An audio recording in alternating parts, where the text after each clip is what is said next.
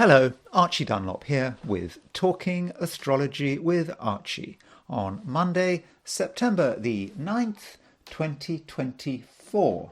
So this YouTube channel is about astrology and it's not about politics. And I'm glad it's like that because if it was about politics, I would be on thin ice. I don't think I know enough about politics. I think I'd make a fool of myself.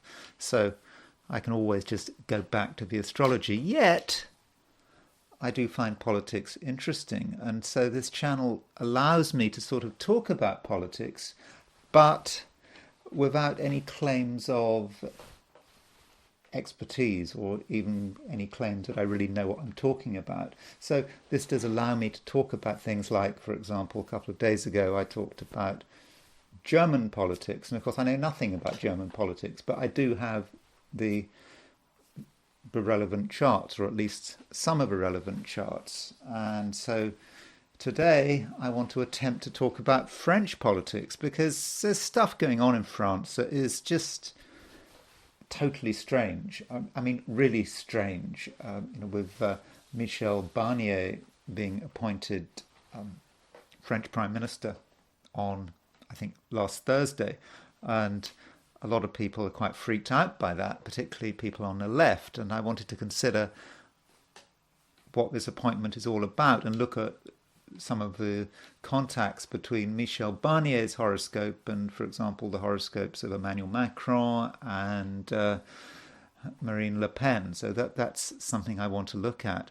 And I do think that this appointment of Michel Barnier may actually be quite important in terms of how it relates to Britain and the left in Britain and how the British left sees the European Union. And I do want to consider the horoscope of Jacques Delors' speech at the Trade Union Conference on September the 8th, 1988. So yesterday, Sunday, was the anniversary of that speech, and it was a very important speech. But somehow this speech is being undermined, perhaps. What it means to the left is changing because of what Saturn is doing. And I think this links with what is happening perhaps on continental Europe. So I'm sorry if you're in America, and I'm not talking about American politics. I'm not going to talk about Trump. I'm not going to talk about Kamala Harris. So there are probably not many people going to watch this video. So maybe I can just say what I like anyway without anyone being too bothered about it, because if no one's watching, then I can say what I like, can't I? Anyway, I now want to look at the astrology and the I Ching for today, which is Monday, September the 9th, 2024. Just a reminder, if you happen to be watching this video and you happen to like this video, I would be really grateful if you were to indicate that you did indeed like it. And if you're not subscribed and you are watching on any off chance, then I would be really happy if you were to subscribe, because apparently subscribers really do matter. Okay, so let's look at what's happening today. So there we have, that's Michel Barnier, the new French Prime Minister. And there is Jacques Delors. He used to be president of the European Commission. I mean, he was a lot smarter than the current president, Ursula von der Leyen. That's perhaps a bygone era when you perhaps had talented people in these kind of positions. But that's him making the speech at the Trade Union Congress, their conference on September the 8th, 1988. So yesterday would have been let's get this right. So Sunday would have been the 36th anniversary of Jacques Delors' speech to the TUC in Bournemouth in 1988. But there, of course, is a French flag. This suggests that there is a French theme to this video. Okay, so let me look at what's happening astrologically. So this is the position of the planets at noon today. There you have Moon at 29:17 Scorpio at noon New York time on Monday. Now that's Monday, which is today. And that is a reminder that the Moon is moving from Scorpio to Sagittarius. So that Moon moves, well, if you're in the UK, for example, the sign change would happen at 6:26 p.m. So still, for most of the day, if you're in the UK or Europe, you're going to have a Moon in Scorpio. So it is going to be a Moon in Scorpio day. But if you're in the Americas, the last half of the day is going to have a Moon in Sagittarius. In fact, if you're on the West Coast in California or Oregon or British Columbia, then the Moon goes into Sagittarius at 10:26 a.m. So if you're there or you're in Hawaii or Alaska, then really it's a Moon in Sagittarius day. So to an extent, today does depend on your time zone.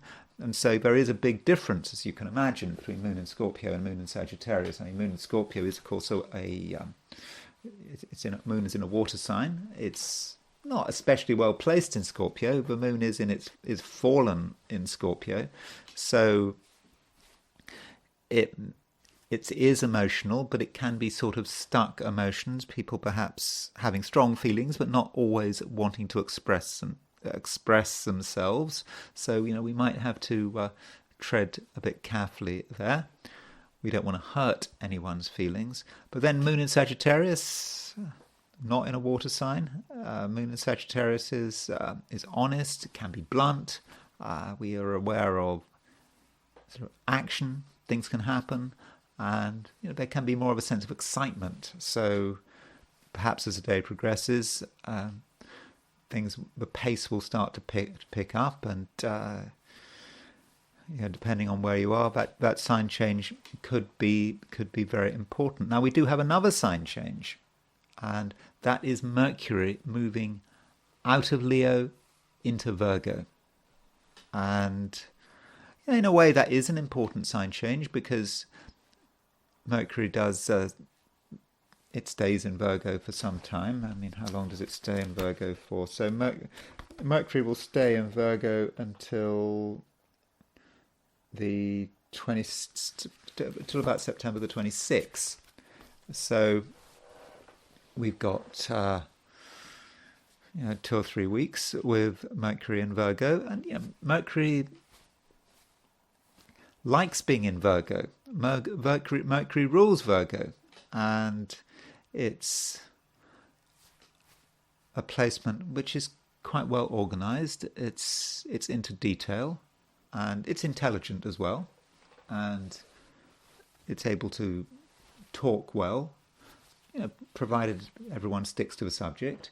And it just may be a time where we can get things together and start to understand things, and perhaps understand the way the material environment is working and what brings it all together. Yet, just before Mercury moves into Virgo, and Mercury moves into Virgo, by the way, at around London time, about 7:50 in the morning, about 10 to 8 in the morning. So in fact, in California, Mercury would have gone into Virgo very late on Sunday. And so just before Mercury moves into Virgo, Mercury does make a quincunx to Pluto. And I think this quincunx to Pluto, certainly going to feel it in Asia, Australia, New Zealand, maybe not so much in the UK unless you're up early. But I think that this Mercury quincunx Pluto, I think we're going to feel it to some extent. But Mercury in Virgo wants to understand things really very clearly, and in a way wants things to be simple. But with Mercury quincunx Pluto, things may not be entirely simple. Pluto represents something else that confuses things, that creates maybe an issue. It's just something. We know we've missed something out. We may think we understand everything, but there's a sense that there's some small detail. It may seem a small detail, but it's important. and we need to address it. And if we don't address it, it's going to just keep coming back. And so somehow we have to integrate the change represented by Pluto in Capricorn and that sort of transformative experience that perhaps we don't want to get involved with. We want to leave the transformations for later, but we still have to integrate it into our way of thinking and also into our way of communicating. And really, that's the main thing going on. We do have, the moon just before it moves into Sagittarius. It makes opposition to Uranus, sextile to Pluto. So moon in Scorpio, opposition Uranus in Taurus. That could stir things up. We may find that things may be a little more destabilizing than expected, and there may be things that suddenly make us angry or feel we have to do something, or we may suddenly become very stubborn, because moon is in Scorpio, so Uranus is in Taurus. That is quite a stubborn combination. And then, of course, the moon moves into Sagittarius, and the moon opposition Uranus will start to break up, and we won't feel its influence so much. And the moment the moon moves into Sagittarius, it makes a square to Mercury. And moon square Mercury is, it's about the struggle to communicate in the right way. You've got moon in Sagittarius, square Mercury in Virgo. So especially late in the day, moon in Sagittarius, we want to be free and open in the things we say, but at the same time we're trying to get it right. And perhaps if we speak on the basis of our feelings, if we speak from the heart, we may say something that could be inappropriate, jumping to conclusions. We could be a bit tactless, and that would just upset the structure that Mercury in Virgo is trying to create. So I think we do have to be a bit careful about how we communicate. And if we speak without thinking, there could be cause for regret. Turning to the heliocentric picture. So here are the planets from a heliocentric view. So we still have this Earth-Saturn conjunction, which of course is the same as a Sun opposition Saturn. So we still very much have this, and there is a sense that something has to be controlled, something has to be limited, that we can't do what we like. I know there are many things we would like to do, but today we simply can't. And there might be a certain sense of frustration. And Saturn is really, really close to that semi-square between Pluto. That's not exact yet. So remember, from a heliocentric perspective, Pluto is still is in Aquarius. Pluto doesn't go retrograde from a heliocentric perspective.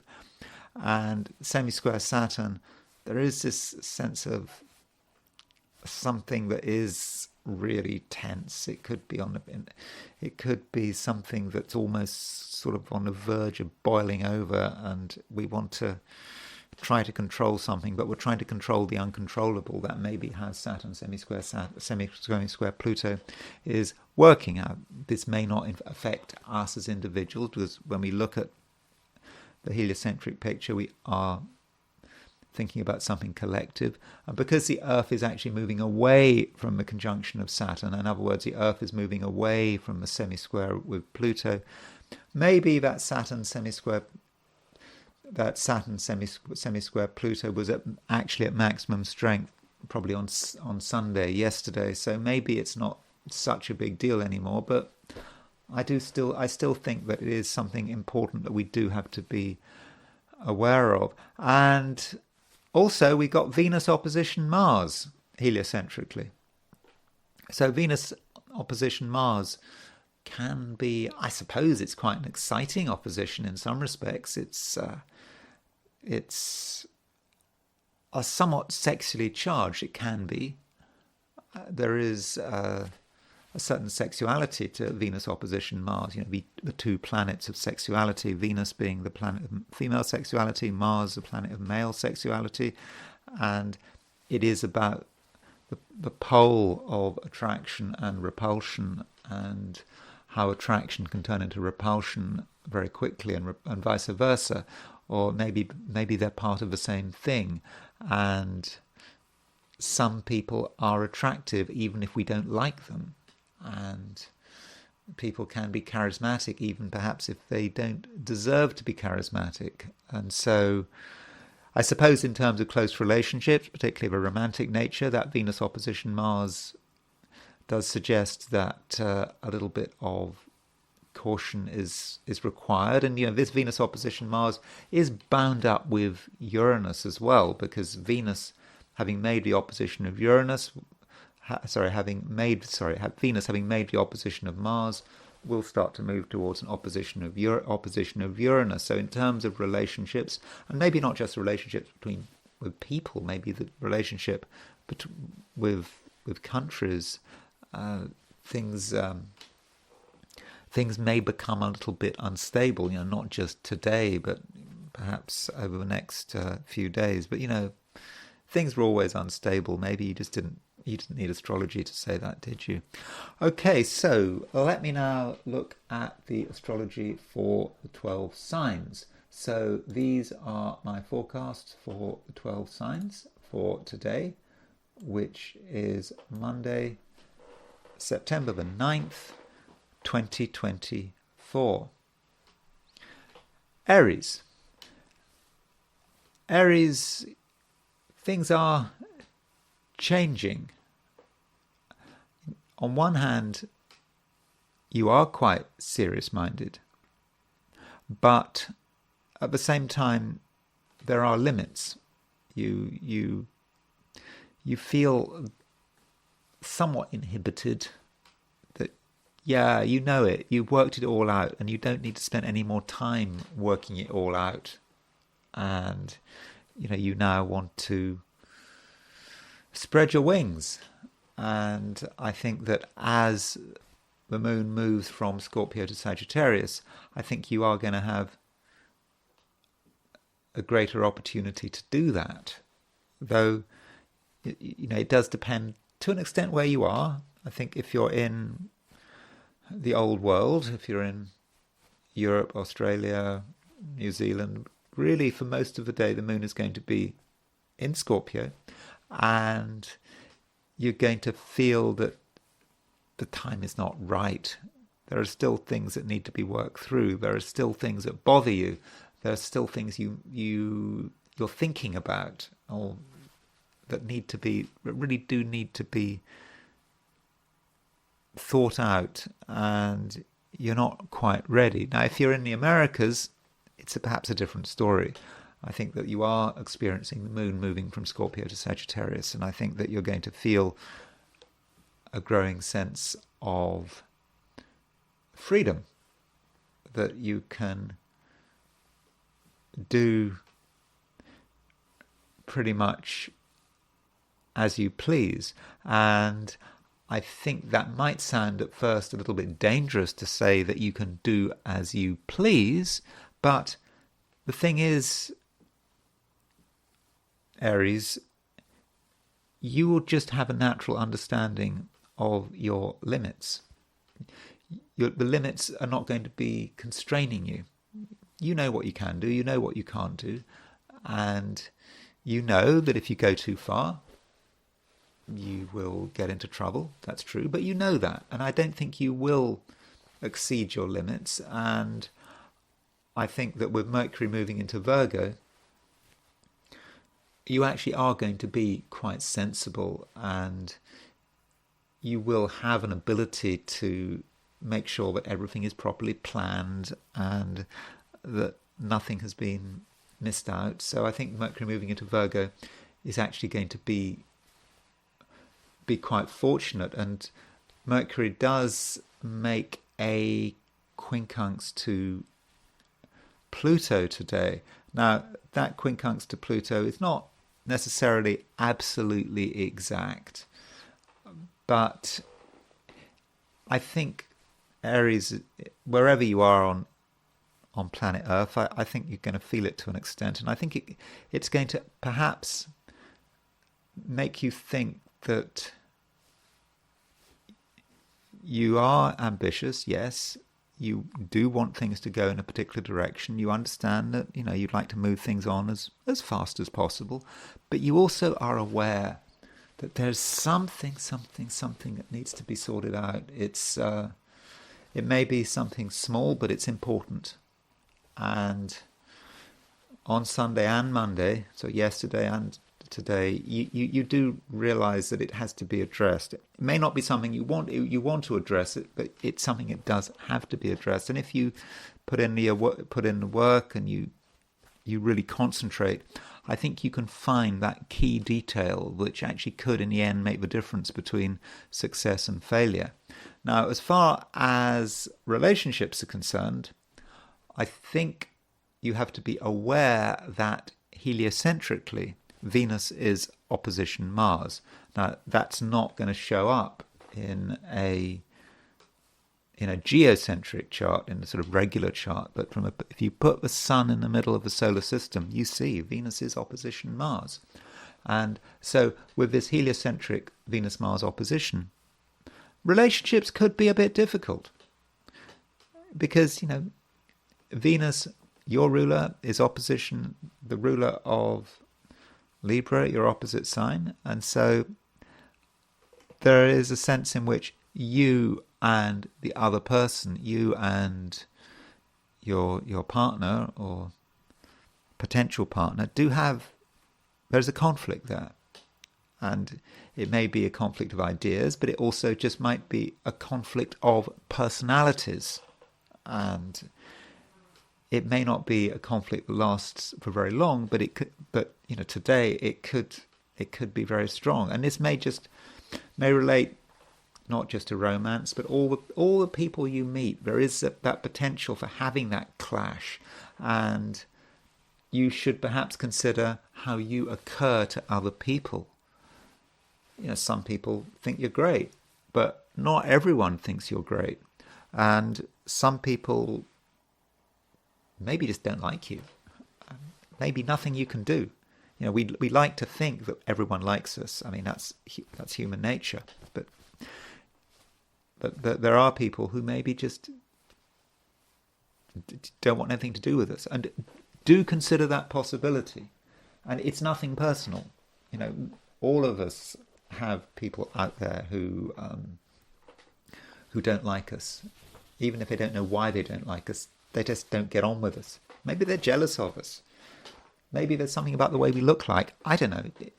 Maybe it's just something about the chemistry. Whatever it is, don't assume that everyone is your friend, and don't assume that everyone likes you. And just consider the possibility, if someone is behaving a bit strangely, that it's just something about you and them, and the less you have to do with them, the better. Taurus. So Taurus, there is, I think, a certain emphasis on relationships today. The moon is still in Scorpio.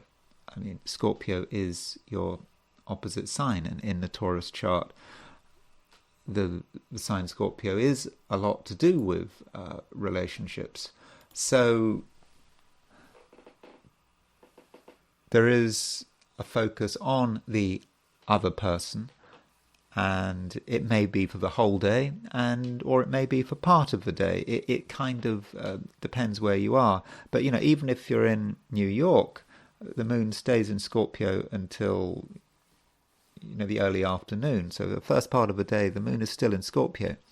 So that means you have to take into account other people, and you have to take into account the impact they have on you, and how you might respond to other people, because there is an opposition between the moon and Uranus today. Remember, you've got Uranus is moving through your sign, and Uranus does stir things up, and then the moon opposition Uranus, that might encourage you to perhaps do something unexpected or to respond in a way that maybe that no one has predicted. And you might just respond by perhaps just being very stubborn if you are under threat. If anyone is trying to contradict you, then you won't take kindly to that, I don't think. So in terms of other people, just be a little careful, because there is the potential for conflict, and this is made more intense by the fact that heliocentrically there is an opposition between Venus and Mars. Venus rules Taurus. Venus is opposition Mars. This indicates a situation where you and someone else don't necessarily get on, and you might have very different priorities. So it's true that relationships are important today, but you have to be very careful who you spend your time with, because some people, you just might not get on with them. You might not like them. You might not like the way they look, the way they smell, the way they appear, what they say, whatever. There might be an issue there. But, I don't want to be overly negative. Mercury is moving into Virgo. And for Taurians, I would have said, that is good news. Mercury was in Virgo at the beginning of August, and now Mercury is returning to Virgo. I think it kind of gives you a certain sense of mental flexibility, which you didn't have, certainly over the last few weeks. Taurus is a fixed sign. Taurus can be quite set in its ways, and Taurus might have decided it knows all the answers, and then there's not much progress, at least intellectually. But with Mercury moving into Virgo, I think that intellectually, mentally, you do have more scope for change, more scope for considering new ideas, but also more scope for changing as the facts change. And I think that is very important. It is said, actually, that is one of the keys to success, and certainly one of the keys to intelligence. Intelligence is about being able to respond to changes in the environment. I mean, didn't that Piaget, was he the Swiss psychologist, or who was talking about, he was very into child development? Didn't he observe water snails, and how water snails in, I don't know, some Swiss lake, how they would change as the environment changed, as the temperature changed? And so perhaps with Mercury in Taurus, you're regaining that flexibility. You can change your mind as the facts change, whereas until very recently you couldn't do that. And so some of that Taurian inflexibility, you will start to lose. And I'm not saying that your IQ is going to go up overnight by 30 points or anything like that, but I think that you will be able to think and behave, Taurus, in a more intelligent way. And because of that, you're going to be able to deal better with some of the challenges of the day, dealing with people that you don't get on with, dealing with things that you hadn't expected. With Mercury in Virgo, there's a greater possibility that you're able to really think on your feet, and I think that is going to be useful. So if you can be flexible, then whatever the challenges of the day, and I think there could be some challenges, perhaps unexpected events. It could be you behaving in an unexpected way, or perhaps you having to deal with people that maybe you don't like. So these kind of challenges. So whatever these challenges are, I think today that you will have the flexibility to deal with them. Gemini. Mercury is moving into Virgo, as I've just been telling Taurus. And Mercury moving into Virgo, as far as you're concerned, is good news, because Mercury is ruler of Gemini, and Mercury functions extremely well in the sign Virgo, and it makes you, responsive to what's going on around you, and you're able to focus on the details. Some Geminis find the details annoying. Like me, I'm not really much of a details person. Or if you look at Boris Johnson, when he was British Prime Minister, he's a Gemini, and he wasn't a details person. It was a broad brush approach, and it worked up to a point. But then when you really do have to deal with details, then it can be a problem. And so with Mercury moving into Virgo, I think Geminis are going to be sort of more grounded, and the details which they hadn't wanted to bother with, they're now prepared to sort of accept. And I suppose, that phrase, why do today what you can put off until tomorrow, which I think Geminis are quite fond of that phrase if they're aware of it. It suggests that with Mercury moving into Virgo, tomorrow has arrived. The things perhaps that we have been postponing for a long time, we now recognize that, we've got to get on with them. And honestly, it shouldn't be much of a problem. I mean, Mercury stays in Virgo until, when does it stay? I mean, I just looked that up. It stays in Virgo until the 26th of September. So you have got 2.5 weeks or so of Mercury in Virgo. So think about what you're going to be doing while Mercury is in Virgo. And it's fast moving. It's just 2.5 weeks to go through the sign. And so it means, Gemini, that something you hadn't been you had just forgotten about, or you hadn't got it together, you can now put it into action. And I think that you can really, really do a good job. And it may not be interesting, it may be really quite boring, but if you start focusing on it now, whatever it is, I suppose, for example, if you're a US taxpayer, the tax deadline is supposedly April the 15th, but you're allowed to postpone it, provided you pay what you owe the IRS, until October the 15th. And so I suppose next month you've got the final deadline for the IRS coming up. And so if you're an American taxpayer who hasn't filed their taxes, and you've been putting it off, then now might be the time to do it, as Mercury moves through Virgo. You won't be disturbed.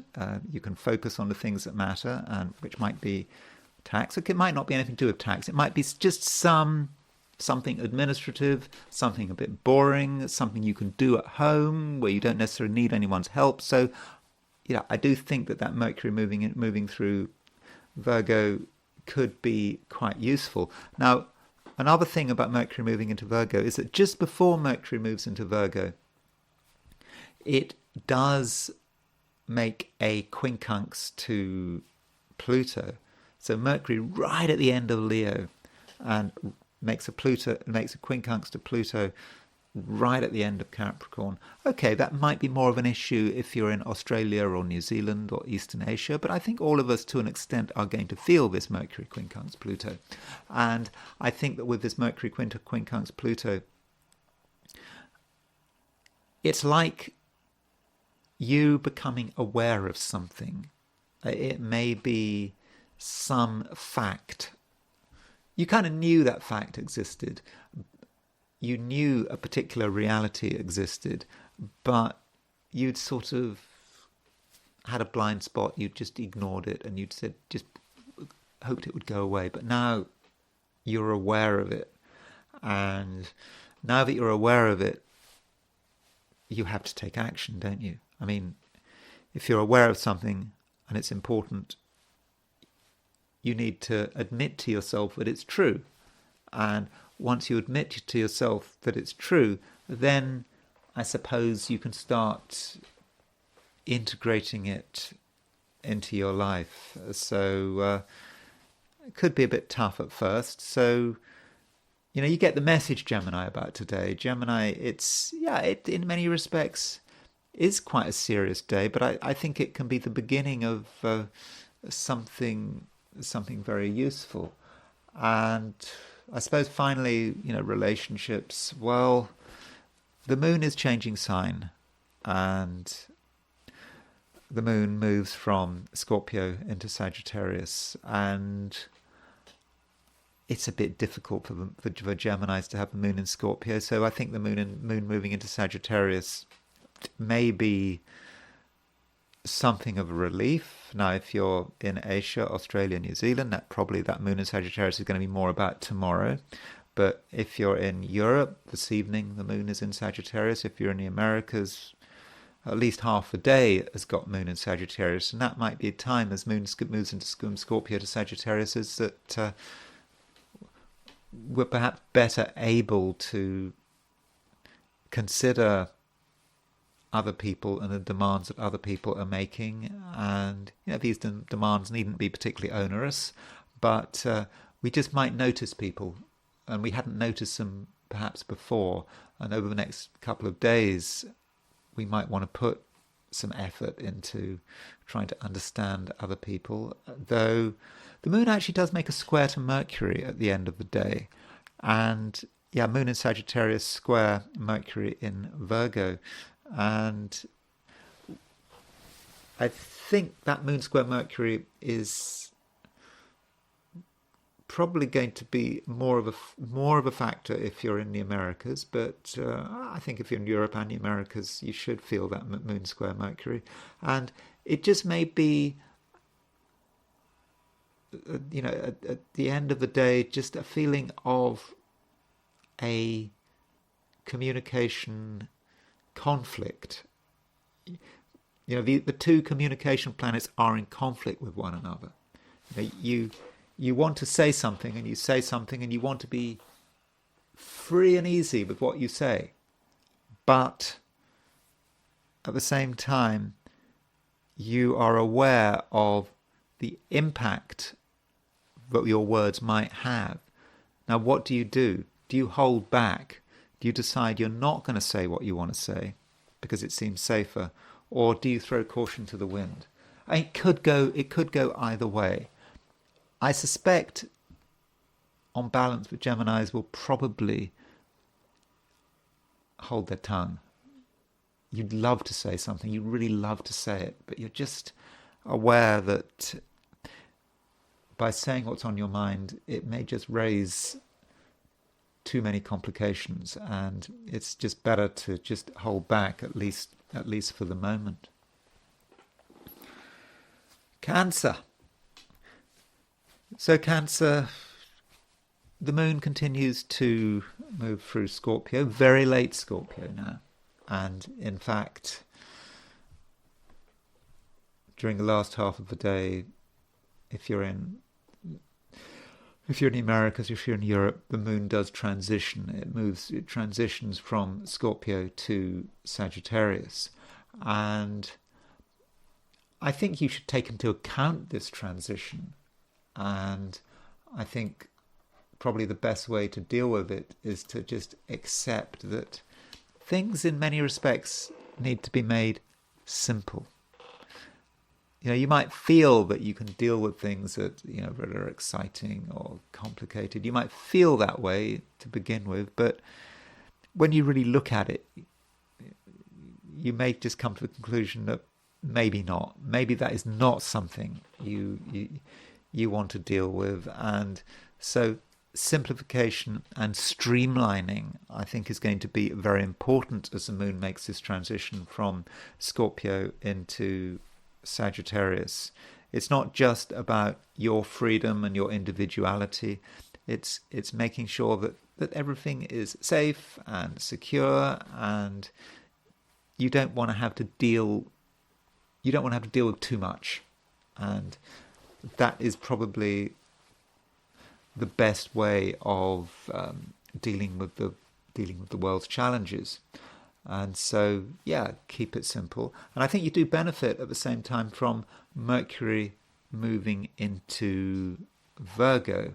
So if we talk about this movement from Mercury moving out of Leo into Virgo, so what happens is that today, in fact, it's quite early. I mean, in London, it's at 7:50 in the morning, so that would be sort of early evening if you're in Australia or New Zealand. It could have been last night if you're in the Americas. So Mercury moving into Virgo, I think most Cancerians are going to feel this, and I think that it's going to allow you to communicate more effectively, but you're able to just focus on the facts that matter. You're not going to be distracted. That's Mercury in Virgo, and when you start thinking about what's going on, you might notice that you've missed something. That could be something that happens today.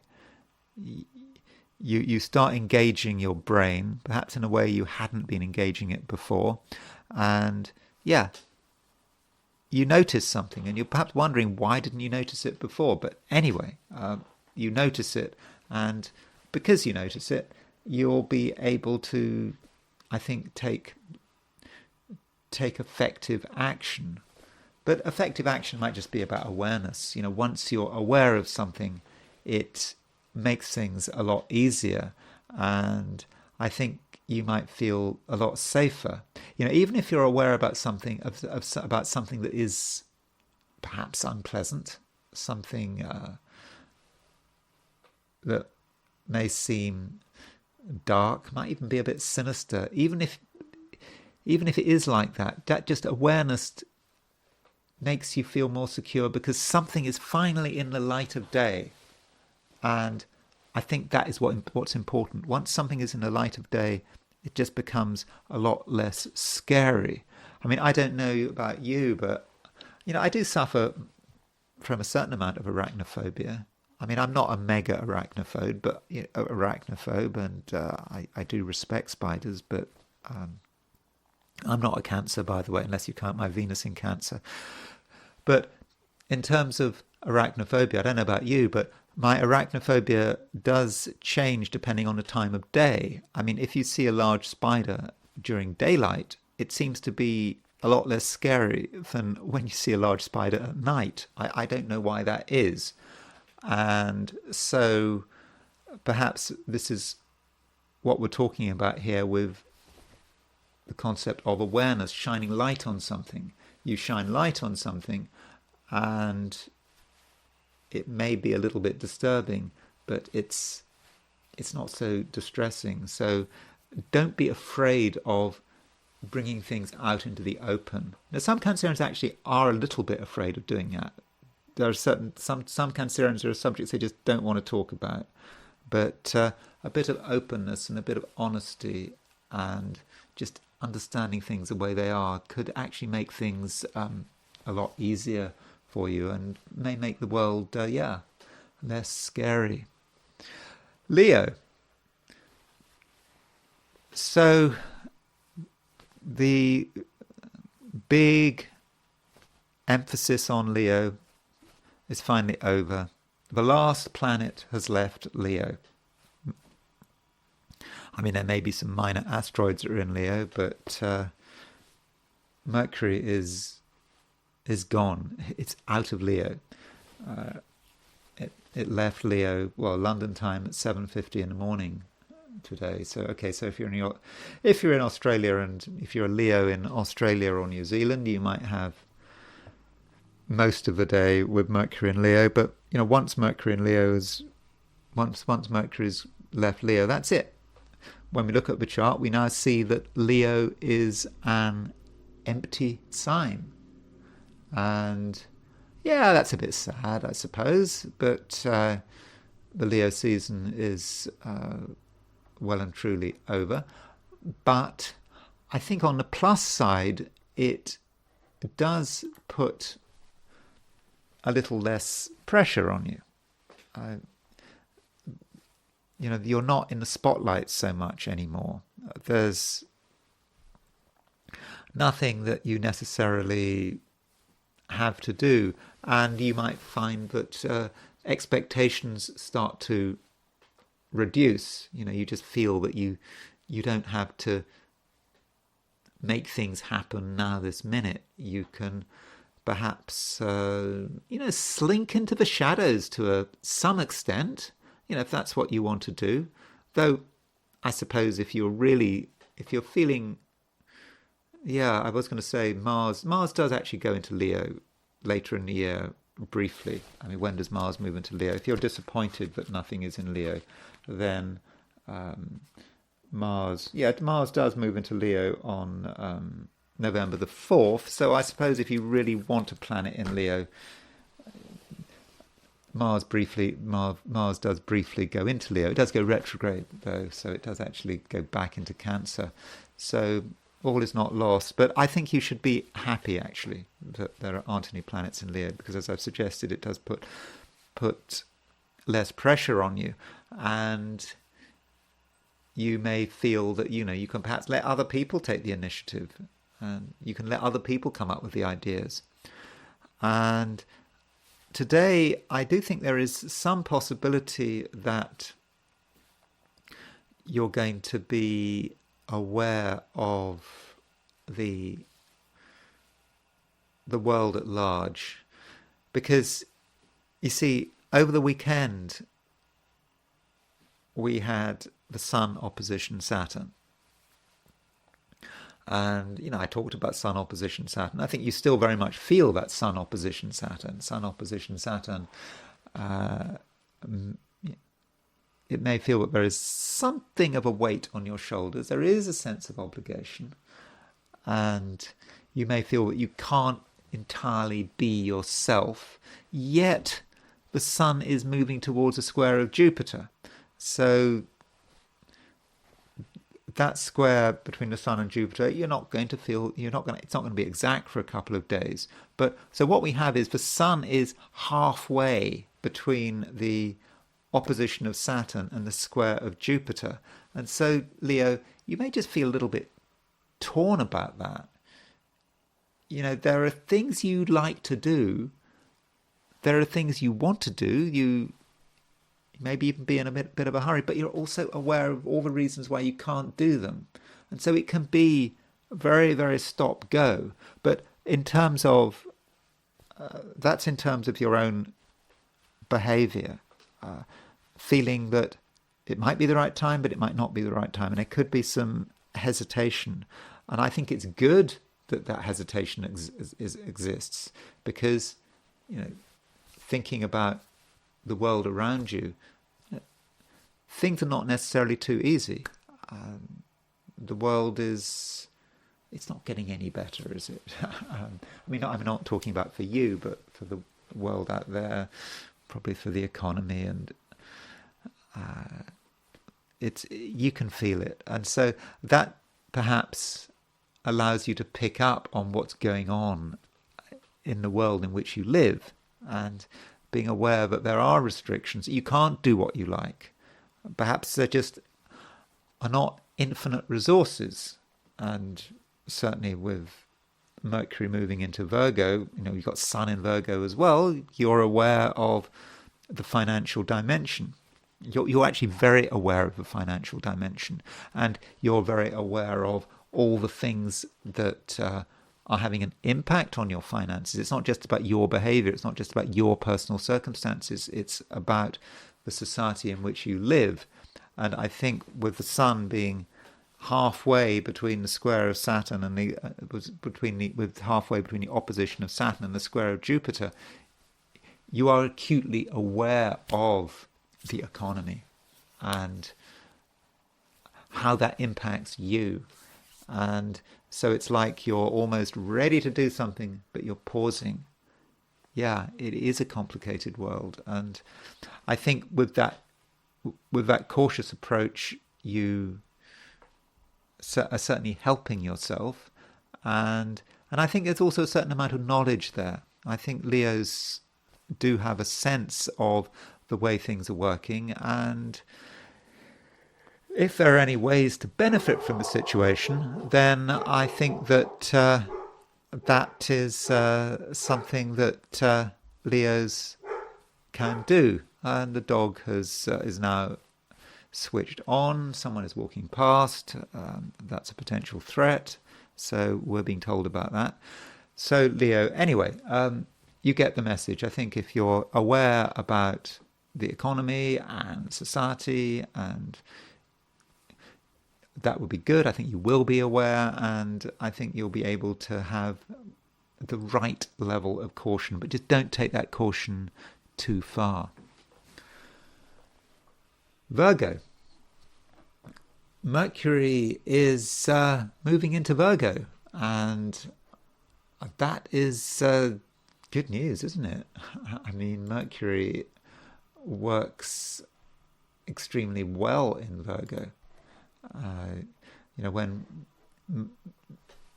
Mercury rules Virgo, and so with Mercury moving into Virgo, I mean, your intelligence takes a leap. You understand things better. You're able to look at the details and be able to make sense of it all. And I think that you, at the same time, you're going to give yourself time to understand what is going on. And I don't think that you're going to be in much of a hurry. Though, okay, don't be totally lackadaisical. I mean, Mercury's not going to stay in Virgo forever. I think September the 26th, it moves out of Virgo. So perhaps over the next 2 or 3 weeks, Virgo, you really need to take advantage of everything that's going on. Use your brain. I mean, your brain is there for a reason, and I think that you're going to be just acutely aware of everything that is happening. So I think that is certainly good news. And don't forget the Sun is also in Virgo, so there's a lot of emphasis on Virgo, and I think that should serve you well. Now, don't be so analytical that you grind yourself to a halt. I think there's some small danger of that. Over the weekend we had the Sun opposition Saturn. Now that Sun opposition Saturn its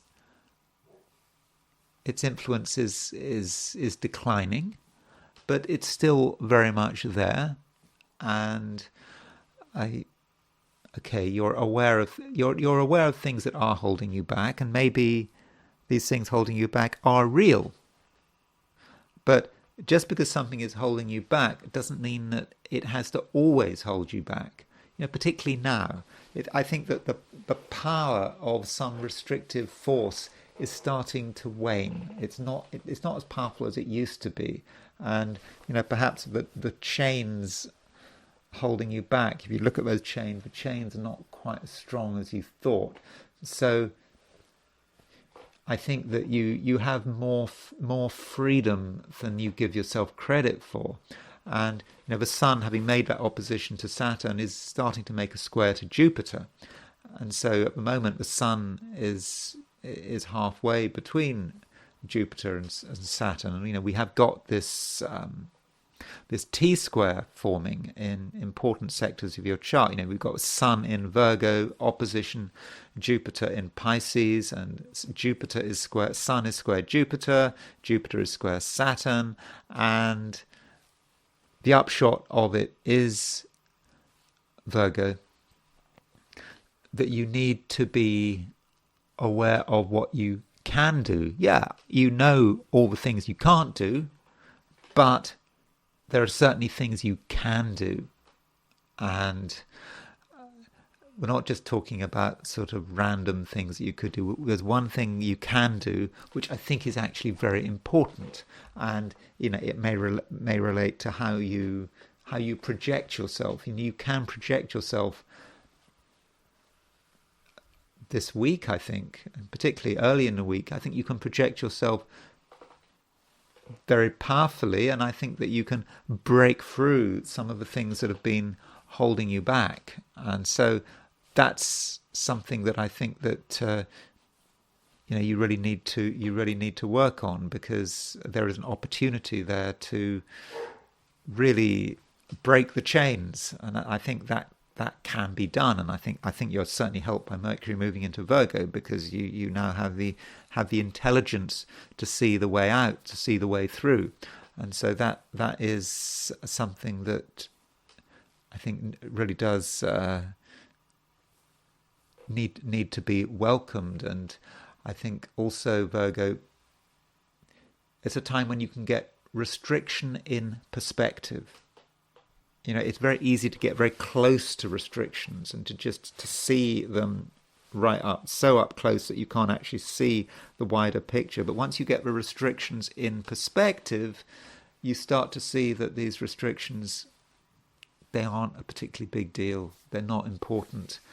Even if these restrictions exist, they don't fundamentally limit you in terms of what is important.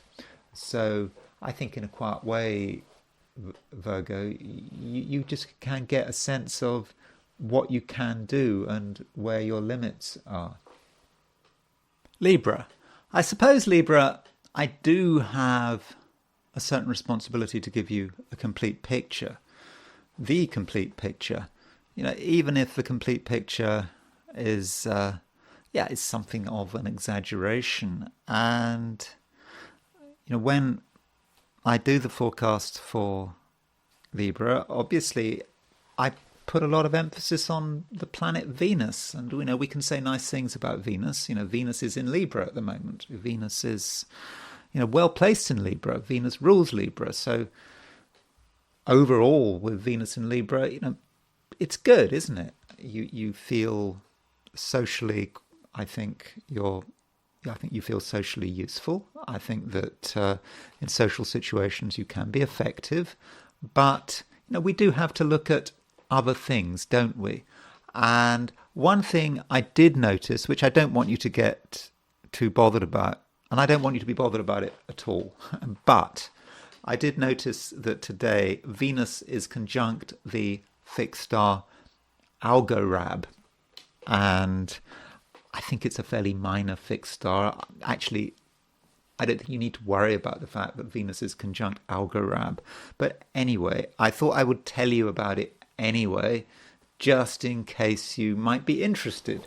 So I'm going to read you what Vivian Robson says about Venus conjunct Algorab. And he doesn't say much about Algorab, and I believe it is Delta Corvi, which I think means it's the fourth brightest star in the constellation of the Crow. And it is a double star, pale yellow and purple, situated on the right wing of the Crow, from Al-Girab, the Crow. Influence. Of the nature of Mars and Saturn, it gives destructiveness, malevolence, fiendishness, repulsiveness and lying, and is connected with scavenging. Now, I don't know how you relate to that. I suppose there might be a suggestion that for a few Librans, I'm sure not the kind of Libran that's watching this video, but there may be a temptation today to sort of perhaps tune into the worst side of who you are. Scavenging. I mean, we see scavenging as being something quite negative, don't we? I mean, crows scavenge. And maybe we should actually turn scavenge on its head. I mean, scavenging is not such a bad thing to do, is it? Scavenging is about taking something that has been discarded, even if it's a dead squirrel, something that's been discarded, and turning it into something useful. So, perhaps it's asking you to value everything Venus conjunct Algorab, even if it is garbage, even if it is things that have been thrown out, they could be useful. I mean, scavenging, it's amazing, on the roadside what you can find, isn't it? I mean, you can find, but maybe this is just America and it's just representative of America's decadence and whatever. You can find, you have these people leave outside their houses, they leave pieces of furniture with free written on them, and they leave microwave ovens and maybe entire dishwashers, all sorts of stuff get left behind. And so in terms of scavenging, it might be a good day for scavenging. But of course you have to consider you have to consider also perhaps the more negative sides of Algorab. There is, I think, a possibility here that you might have overly negative views of other people that just maybe might have the wrong motivation. So do consider your motivations here with Venus conjunct Algorab. And it's not just Venus conjunct Algorab. If you look at Venus's overall condition at the moment, Venus is fairly close to the South Node. It's fairly close to true Black Moon Lilith. So I think that there is a capacity there for the Libra to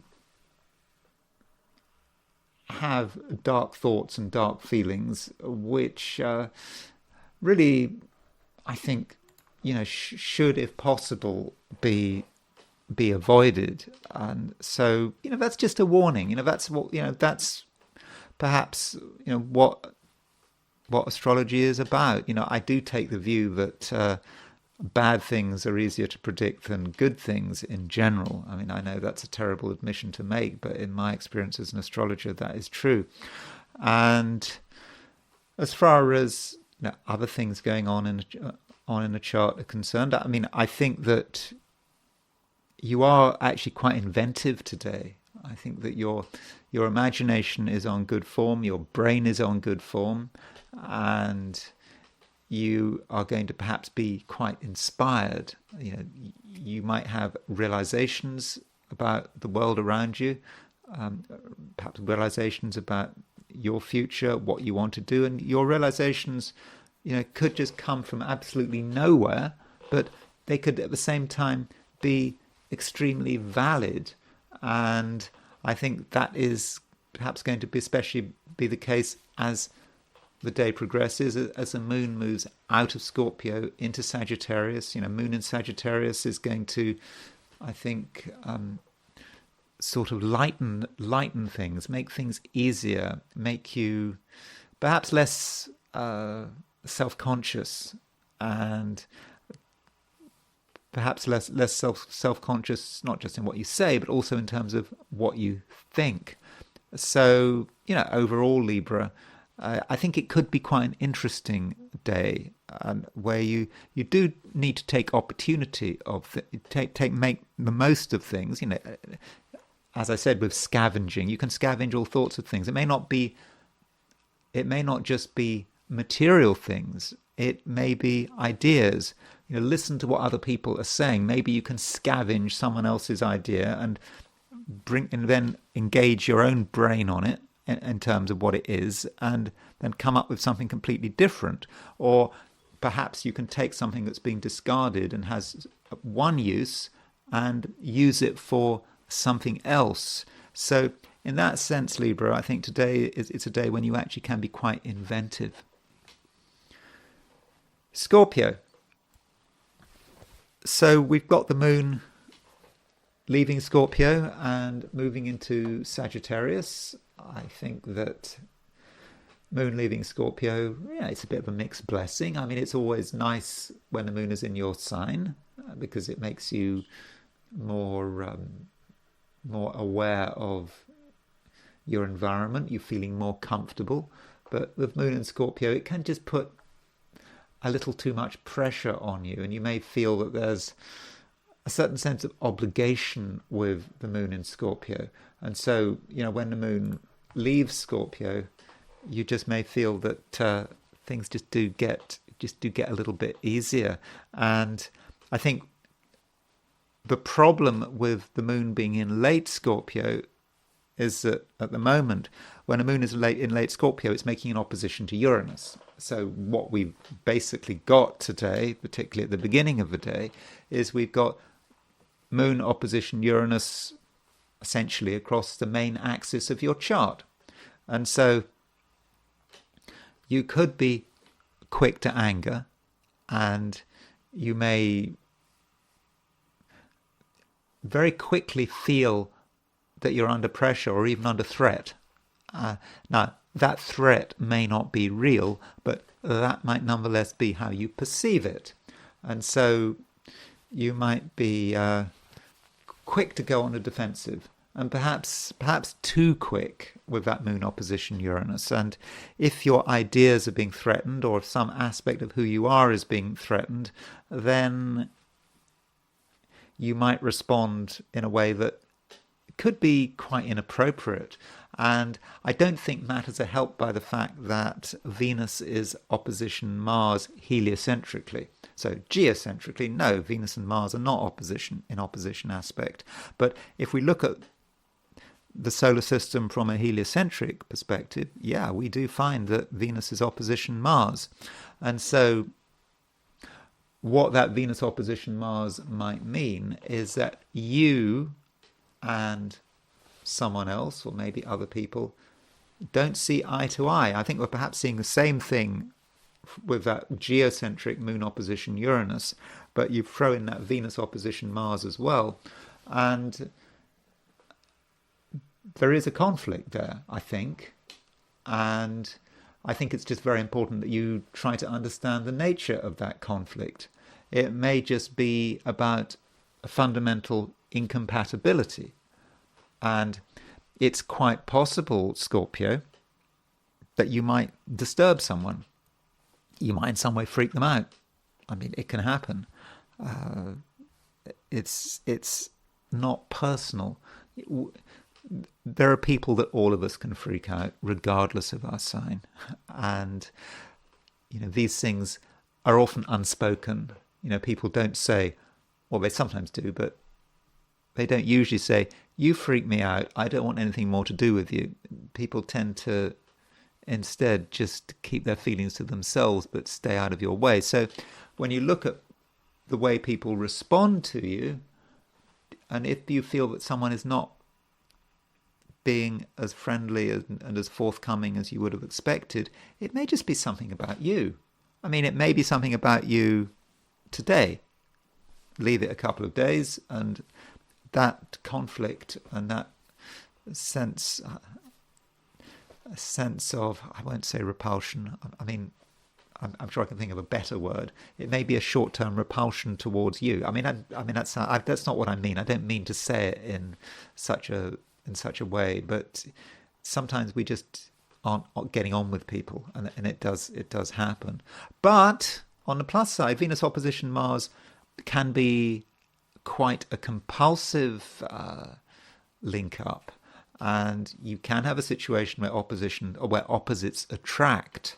And so it may be that you and someone who has really a very different view of the world to you, maybe different background, different priorities, somehow are sharing the same space, even if it's temporarily. And so, what do you do when you're sharing the same space or you get close to someone who you have real differences with? How do you deal with it?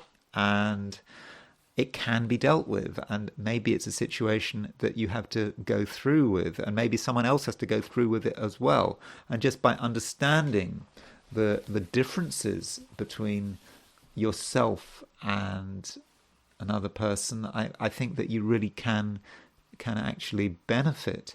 And maybe the answer is communication. Communication can really change things. It's like, I suppose we've got Mercury moving into Virgo.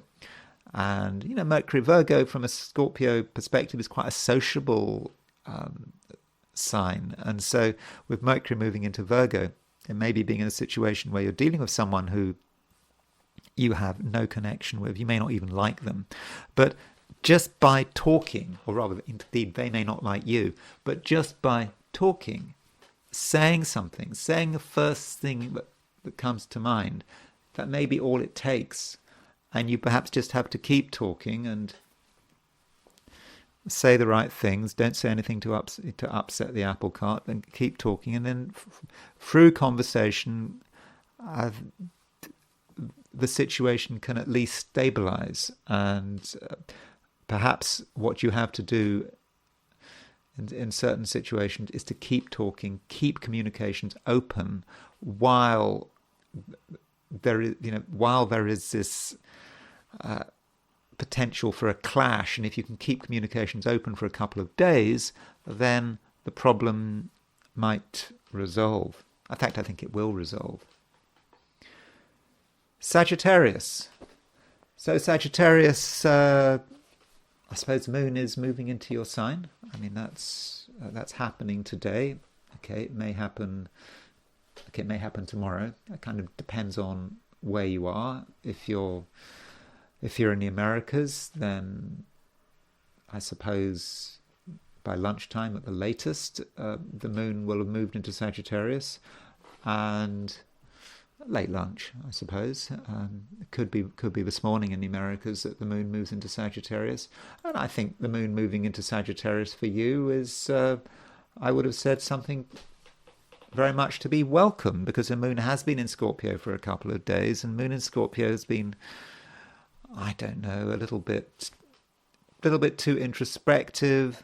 You may have not felt that it was really the right time to be active, to be an extrovert, to be your usual Sagittarian self. But as today progresses, I think you start to feel that you do have a greater freedom to be who you are. Okay, if you're in Australia or New Zealand or Asia, you won't experience Moon moving into Sagittarius until tomorrow, but it will happen. I mean, don't worry. So there is this transition from a state of being quite introspective, perhaps focusing more on your feelings, and then moving into being, relatively speaking, more of an extrovert, more able to interact with the world. And so that is something important going on today. Something else going on today is Mercury moving into Virgo. And over the day, in fact, if you're in California, I think that would have been last night, late on Sunday, the Mercury would have moved into Virgo. And so with Mercury moving into Virgo for a Sagittarian, that is good news. Virgo is a high-profile sign in the Sagittarius chart, often connected with business, career, status. And so with Mercury moving into Virgo, you have a clear sense of what you want to do, what you want to say, and how you want to articulate your ambitions. I mean, you've already been feeling this because the Sun is in Virgo, but now Mercury moves into Virgo as well. And it's right at the beginning of the sign. You feel that something is clicking together, and you want to make it happen. And it starts with the mind. You have an idea about what you want, and perhaps you should think about how you want things to be, say, maybe by the equinox. When is the equinox? Equinox is coming up, isn't it? The equinox is, that's on the 22nd. I mean, actually, Mercury actually stays in Virgo until the 26th, but up until the 22nd, you've got the Sun and Mercury moving through Virgo. So perhaps consider what you want to achieve by the equinox. I won't say spring equinox or autumnal equinox. I mean, it depends Depends on which hemisphere you are, whether it's the beginning of spring or the beginning of autumn, whether you're northern or southern hemisphere. But so, what are you going to achieve between now and the equinox? And it is about your ambitions for yourself, whatever they might be. And I think you're going to have a clear idea about what they are. And so Sagittarius, don't waste time. There are definitely things that need to be done, and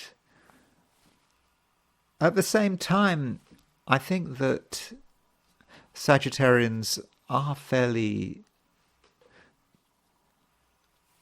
socially apt today. I think you can get things moving on a social level. Okay, that may be more about tomorrow. Kind of depends on your time zone, but certainly if you're in the Americas, then late in the day, Moon will be in Sagittarius. In Europe, it will be this evening. So that's perhaps when your social abilities will really kick start, and so that's when you can tell people about who you are, what you want to do. And I think if you are in a social situation, I think that you can be quite interesting. You will have a lot to offer, and you will come over as being an exciting person. Even if the moon is in Scorpio, rather than Sagittarius, you can still come over as being an interesting and exciting person, and there'll be something about you that's somewhat unpredictable, and I think that's good. There's just perhaps a little too much predictability in this world, and if people don't know what's going to happen next, they don't know what you're going to say next, that can create a certain sense of excitement. But you're not going to get fully carried away with the excitement, because you do have your own priorities, and I think these priorities are quite strong today with the moon moving through. With Mercury moving into Virgo, and right at the end of the day, okay, maybe into tomorrow, we do actually have Moon in Sagittarius square Mercury in Virgo, and I think that aspect could be extremely useful. It may not be even the exact aspect, just having Moon in Sagittarius, Mercury in Virgo is just a time when Sagittarians can just have an absolutely clear understanding of what they want, and there may be a little bit of tension there because you haven't yet achieved what you want, but that tension, I think, could be very useful, and I think it could help you, propel you to sort of a new stage of action. Perhaps it's all about escalation. You have a realization, and then you need to escalate so that thoughts can turn into action. So that Moon square Mercury does seem as if it could be quite helpful. Capricorn, I think you may feel that you actually understand things. There is a certain sense of real understanding today. Things that perhaps in the past you hadn't fully understood, you now really start to get it, and you can really see what actually is possible. And so maybe there were things that until very recently were totally out of your understanding. They seemed just exotic, completely beyond you, but now it is making sense, and you can really start to utilize what you know, and I think that's the important point. It's not enough to know something. You actually need to put it into practice, and of course, as a Capricorn, that is something it's something you well understand. And so that perhaps is the task ahead of you. And maybe the task ahead of you, say over the next couple of weeks, is to make that transition. Yeah, sure, there's still a few fine details that you need to really get to grips with, in terms of knowledge. And over the last few weeks, I have been talking about Capricorn and knowledge and education, and what you can do to improve your knowledge. I mean, you're already very knowledgeable, but there are still things you could know more about. And with Mercury moving into Virgo, and today Mercury moves into Virgo, that's when it really starts clicking into gear. So it's kind of got to be perhaps this transition. You learn something, you work out how do you put it into practice, and then you start thinking about that, and then you may think, oh, you've got to learn something more. And so it's a cycle of action and knowledge. With every action, there's a requirement to perhaps learn something more, and it's a cycle. And it's I suppose it's a kind of quite a virtuous cycle as well. And so, by the equinox, which is on September the 22nd, when the sun moves into Libra, I think by that time you are going to be absolutely ready to do something special. So you're already going to be starting to do something special, but I think you won't be maybe in full gear, or you won't be in top gear until the equinox. But I think that really is a very useful process, and I think at the same time you're going to be able to understand how to utilize the limitations around you. And all of us have limitations. We can move to a certain point, but we can't move beyond that point. And I suppose limitations give us freedom, strange as that might sound, because if we don't understand our limitations, then we just try everything and we get nowhere. But as a Capricorn at the moment, you understand how to use those limitations to maximize your strength and to maximize basically the possibility for good things to happen. And you may be able to, I suppose, push things as far as they can go, but you will know exactly when to stop. And so in that process, you are going to be, in a position of, I think, really considerable strength. Now, as far as the very short term is concerned, it's worth noting that the moon is moving out of Scorpio and into Sagittarius. And I know Sagittarius has got a reputation for being a sign that is, it's a fire sign, it's exciting, all that kind of stuff.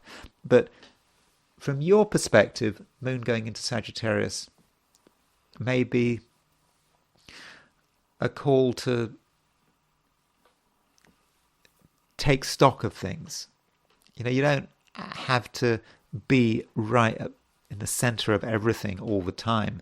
And I think that during the first part of this week, Capricorn, you may just feel with the moon moving through Sagittarius that you just want to just watch and understand, and because your ability to understand at the moment is really very good, and you don't need to be in the center of things, and you're gathering information all the time, and sometimes it's just more useful to be on the periphery than being right in the center of the action. And so that might be the process as the moon moves from Scorpio into Sagittarius. And certainly in terms of your social activities, you just might want to slow down a bit, just temporarily. The moon will eventually move into Capricorn soon enough. When does the moon move into Capricorn? The moon moves into Capricorn. Moon moves into Capricorn on looks as if it moves into Capricorn on the 12th, on Wednesday, maybe late on late on Tuesday, Wednesday. Moon will be moving into Capricorn, and that's something I will be talking about in a day or two's time. Aquarius. Aquarius, you are in a fairly easy and relaxed state of mind, I think. You understand what you can do, and you understand that things have to be considered they need to be considered in a particular way, in your way. You just know that if you want to be relaxed, and you can be relaxed, the best way of doing it is to perhaps just do things on your own, because really where there's other people, there's a complication. And if you're left to your own devices, I mean, what can go wrong? And so that might be your broad approach. And, you've already said whatever needs to be said. And I don't think that you have to repeat yourself, at least in terms of the external world. Where there might be work to be done is in terms of your inner world, because Mercury is moving out of Leo and into Virgo, and so Leo from an Aquarius perspective is quite a socially orientated sign, whereas Virgo is quite introspective. And so with Mercury moving into Virgo, you can take stock of your own ideas and take stock of new ideas, but you can do it in a very relaxed kind of way. That's the way it should be done.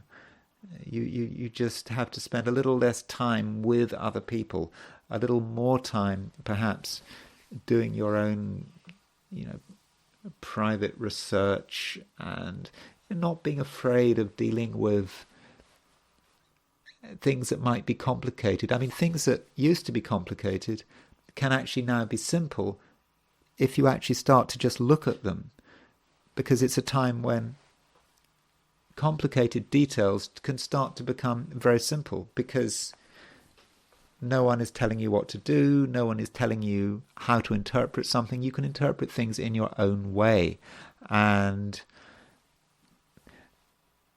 you can very quietly get a sense of your own authority. Getting a sense of your own authority does not mean telling anyone what to do. In fact, when you're on your own, that's when you have a real sense of your authority. And also, we talked about this Sun opposition Saturn, and I talked a lot about that Sun opposition Saturn, the fact that Sun opposition Saturn might be suggesting that you and other people might have differences of opinion, because Saturn represents you, the Sun represents the other person. But that Sun opposition Saturn, yeah, it's still in existence, that aspect, but it's past peak, and now you're starting to feel less pressure, and again, as I was saying, more relaxation, as another person's influence starts to wane. I mean, even if that person is with you all the time, you live under the same roof as that person, still the pressure is starting to dissipate. And so I think that might make for quite an easy Monday. And I think that there were things that you felt you absolutely had to do, and now I don't think you feel that way. I think you do understand that you can hold off for a moment. So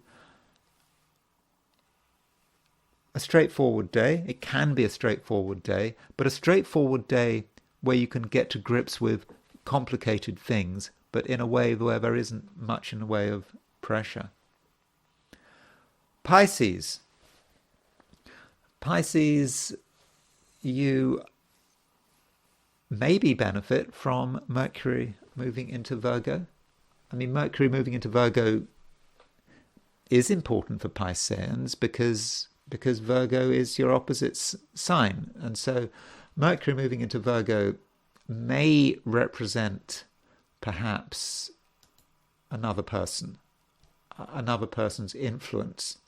And it does indicate that you shouldn't underestimate people. You know, you shouldn't just think that they don't know what they're talking about.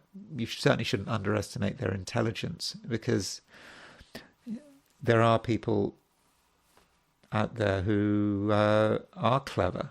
And it seems with Mercury moving into Mercury moving into Virgo, clever people might be making their impressions felt. So I would suggest it's a day when you need to really try to work out what people have to say, and you need to be very aware of all of the people around you. You need to have that. You need to have what? Social situational awareness. Be aware of your social situation. Be aware of all the people around you.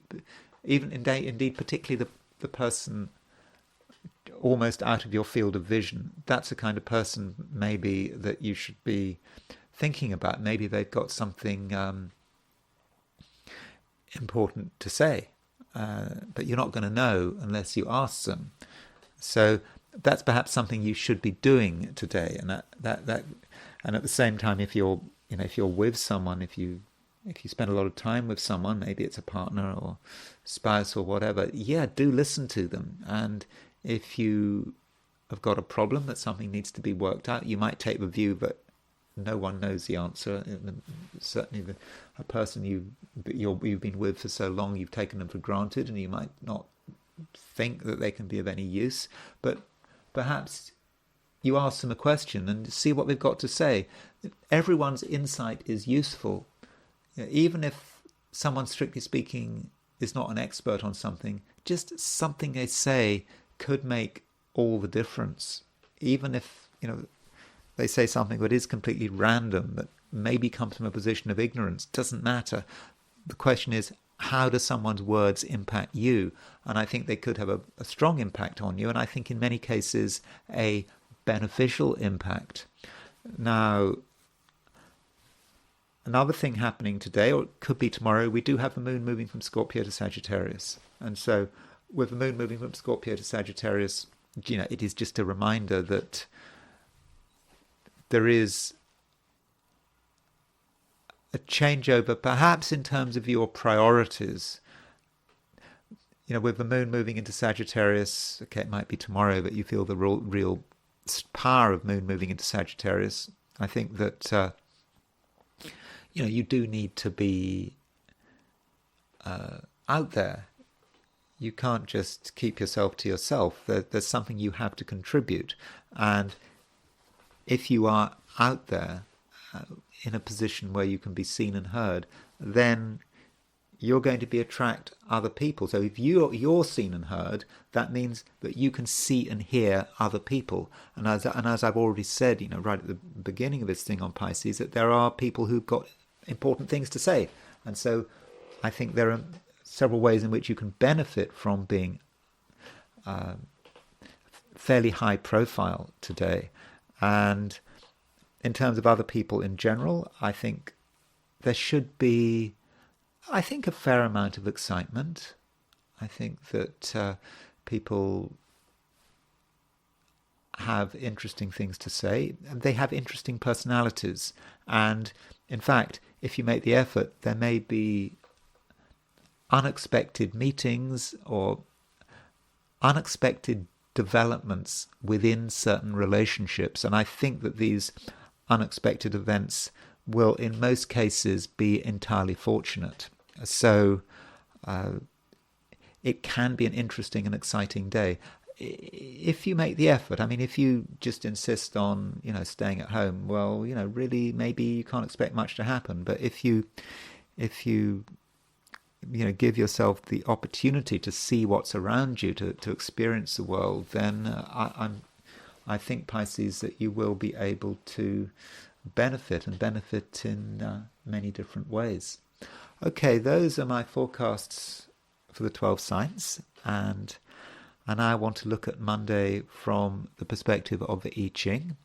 So I asked the question, what is Monday going to be like for those watching the I Ching section of this video? And the first hexagram I got was hexagram number 60, which is limitation. Now don't worry about that.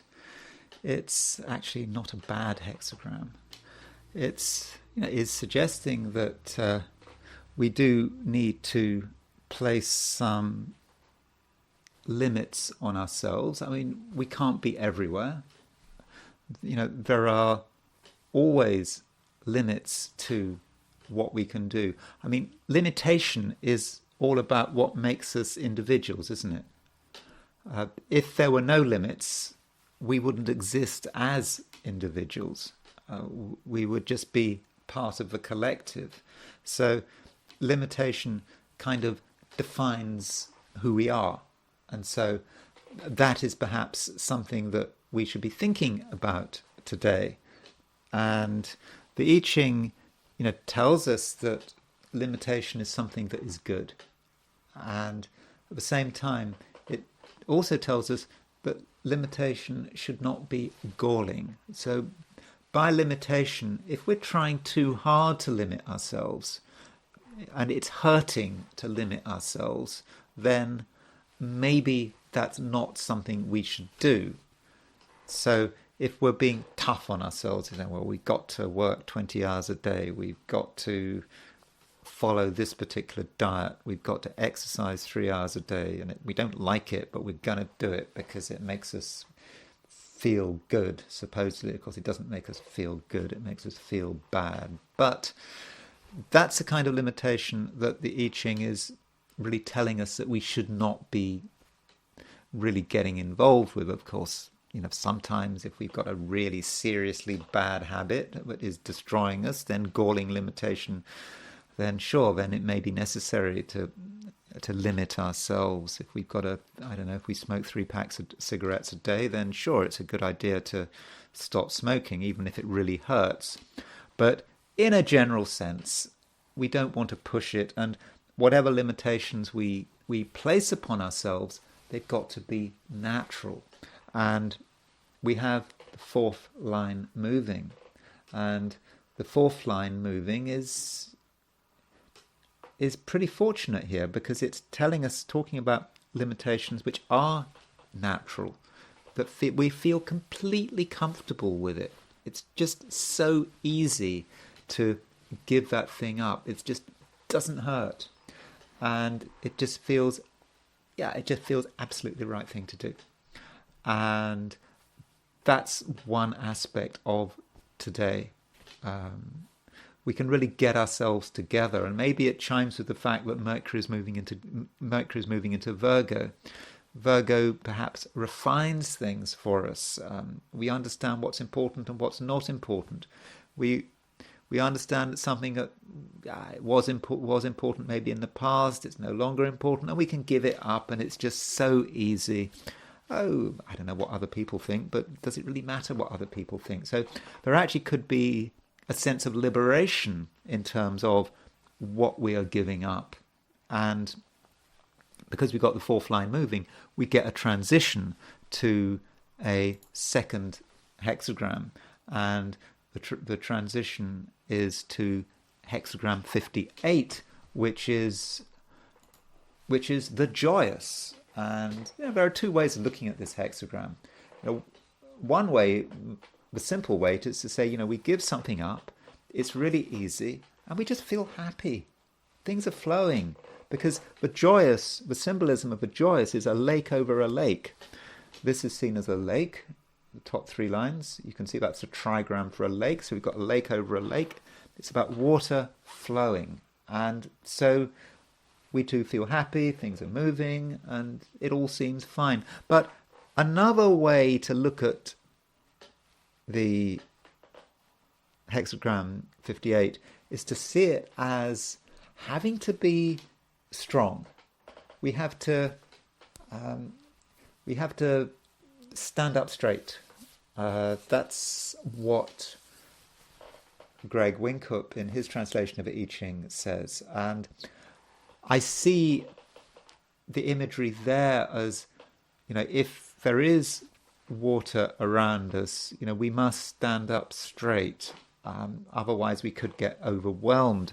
I sort of have this image in my mind when I see 58 of when I was 6. I don't know, I think it was 1968, was it? Yeah, I went on a holiday to Cornwall with my father, and so Cornwall is west of England, and it's on the Atlantic Ocean, and we were wading through water, and this, I think my father probably went somewhere he shouldn't have gone to, and the sort of the water was getting a bit high, and there's a certain sense of fear. It wasn't like a major emergency sort of situation, but I think my father realized he'd gone too far, and I remember sort of we got to safety and it was all okay, and I was thinking, as a 6-year-old, I was quite dramatic about it. I was thinking, oh, my father must have saved my life then, or whatever, I don't know, but it wasn't that dramatic.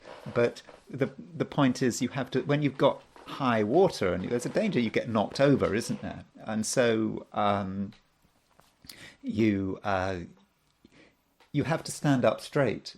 And the joyous is about water. It is about a general air of excitement, perhaps. And if we are overwhelmed by the excitement, if we're knocked over by the water, then we're done for, aren't we? So there is, with the joyous, this hexagram, it perhaps has a slightly dark side to it that's not immediately apparent, and that goes back to that previous hexagram of limitation. Limitation, we do need to have a sense of responsibility, but it's not heavy responsibility. It's just doing what is right, and things start to flow, but we must make sure that as things flow, as we perhaps unblock the dam, everything moves, but we don't want to get overwhelmed by it. But if we handle it in the right way, it's a situation, that is joyous, that we do feel part of the flow, but without being overwhelmed by it. And now it's time to talk about France. So, I must emphasize that this is not a politics channel. I'm not claiming any serious expertise on politics. When I was 18, I tried to I was trying to apply to universities, I remember, and I did actually apply to I applied for Oxford, and they actually gave me an interview. I don't know why they gave me an interview. My grades weren't good enough really to get an interview, but they gave me an interview. It was easier to get into Oxford in 1980 than it is now. But I did go for this, and I didn't get in, of course. But I remember during the interviewer at some stage told me I was talking nonsense. I'd written an essay in the entrance examinations about where does power lie in the British Constitution, and I'd said something like, power lies with the people or something. And I went on and on arguing this point that was completely wrong. I now know it was completely wrong, but anyway, he told me I was talking nonsense. So it's a really good thing that is this not a politics channel? So my apologies if you think that I'm talking nonsense on the subject of politics. And so in France, things, as I understand it, I may have got it completely wrong, but things are apparently quite complicated. Because Emmanuel Macron, I've talked about Emmanuel Macron a lot, and Emmanuel Macron has been playing all these games, as far as I can see. He called this election, and the election didn't quite go his way in the first round, because, in particularly the National Front, the Rassemblement National of Marine Le Pen, the right-wing party, some people like to say the far right-wing party, they did well, and so there was a second round in which there was this sort of stitch-up whereby Macron, even though he did I think came in third place in the first round, managed to persuade other left-wing parties to do alliances with him. So there was a second round, and then Marine Le Pen's Rassemblement National in the second round was squeezed out everywhere because the left and Macron's party had done deals, and so it seemed pretty bad, and so the left had stitched it up. And then it got complicated because the left wanted to have their prime minister, and it seemed that Macron was going to stitch up the left by perhaps trying to divide the left and trying to, the left wanted their prime minister Lucie Castex to be their candidate to be prime minister, and then he came up with this man Michel Barnier, and Michel Barnier he's from a party, the Republicans, centre-right. They didn't do too well in the election, and it seems that Michel Barnier can only become prime minister and only govern effectively and if he has the support of Marine Le Pen and her Rassemblement National. So now the left is feeling that they've been stabbed in the back. So it's a really complicated situation, and I think that part of what's happening, and I think the left. I was reading The Guardian about this, about Michel Barnier, and reading the comments in the Guardian comment section. People on the left are just not happy about it at all, because it seems that they played into, as far as the left is concerned, they've played into Marine Le Pen's and the Rassemblement National's hands, because Barnier has apparently moved to the right recently, and he's not so comfortable with mass immigration. He's even not so comfortable about European courts having control over French laws, in particular with the European Court of Human Justice. So he is a relatively right-wing candidate, supposedly. So I thought I would. Well, he's not. He is not just any candidate. He's now prime minister. It's not. It's a fait accompli as far as I can see. So I thought we would look at Barnier's chart as the new prime minister, and so we do. The great thing about French charts is that we have. Times of birth for them. The French are really good when it comes to times of birth.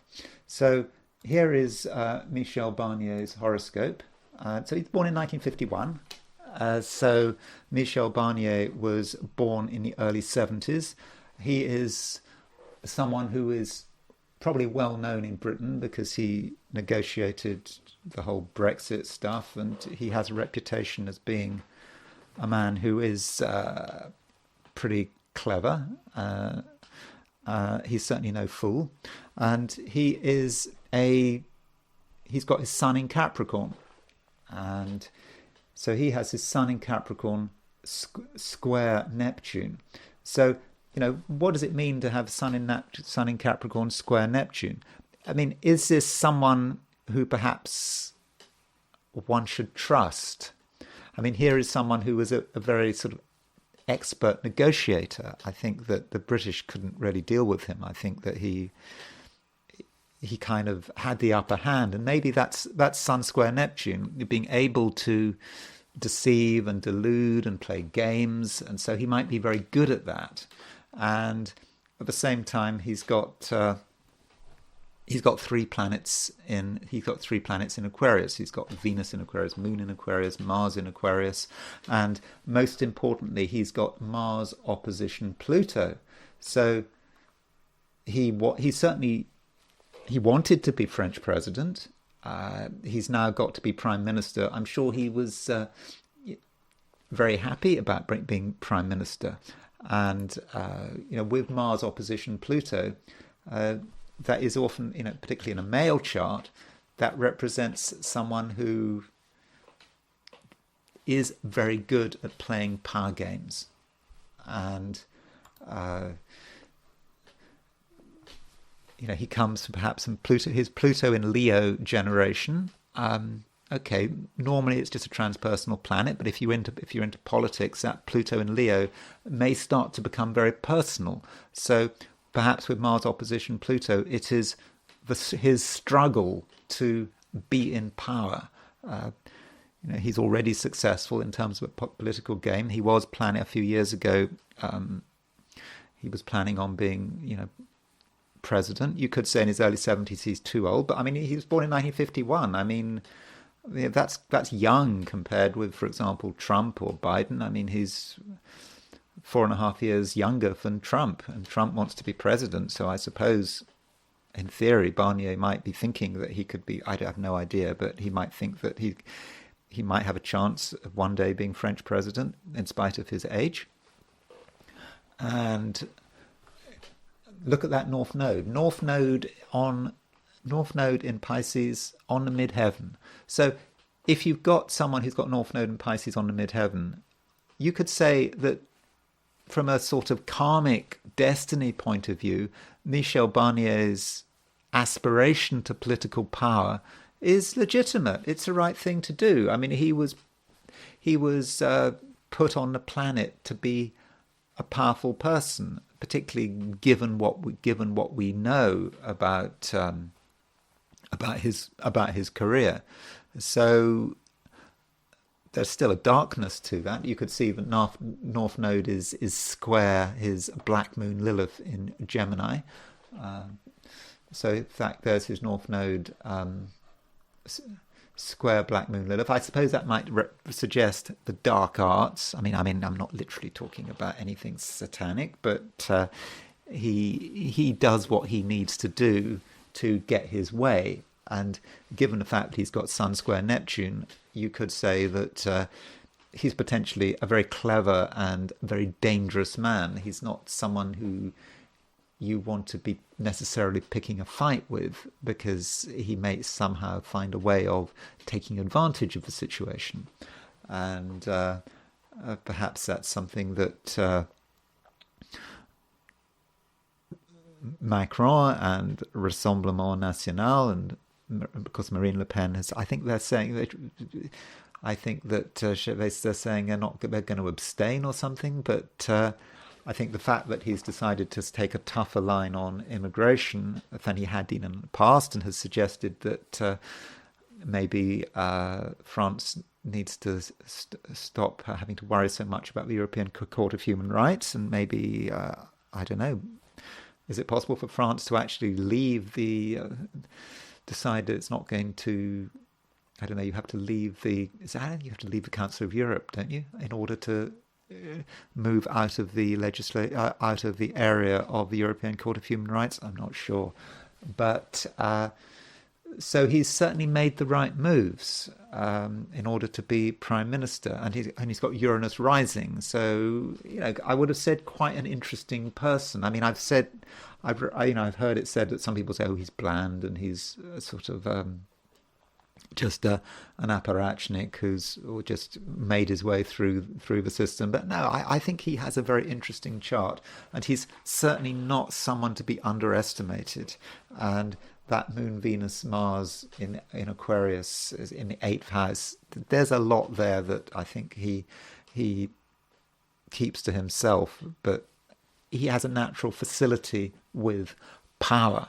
So what was going on in his life when he became prime minister? I don't know when he became prime minister. I mean, I know what date he became prime minister, but he became prime minister on September the 5th. So last Thursday was when Barnier became prime minister, when Emmanuel Macron unexpectedly appointed him. I've gone for 1 in the afternoon. I looked at I'm not saying he did become prime minister at 1 in the afternoon, but I just went for the timing of some announcement in some French newspaper that he'd been prime minister. I think that the article was dated was timed at 1:22 p.m., but I've gone for 1 p.m. But don't worry too much about that precise timing. And Moon is conjunct Venus. Moon is conjunct true black moon Lilith. The moon is eventually making a trine. The moon's next aspect, the moon's next major aspect, because it's in Moon in Libra, is I think a trine to Jupiter, and it's quite a long way off. It's about 10 degrees off. Sorry, not. And then it makes a sextile to Mercury. I mean, the moon is. I mean, it's nice that it's conjunct Venus. I mean, I don't think that's necessarily a particularly bad time to choose a prime minister, to announce that someone is a prime minister. I don't think it's an amazing time. But so what's actually happening with Michel Barnier when he was appointed prime minister? So we'll put Michel Barnier on the outer wheel. So I think the main thing, as far as I can see, to sort of remember about this is the main thing to focus on is the position of Saturn. So he has a midheaven of 18 degrees Pisces.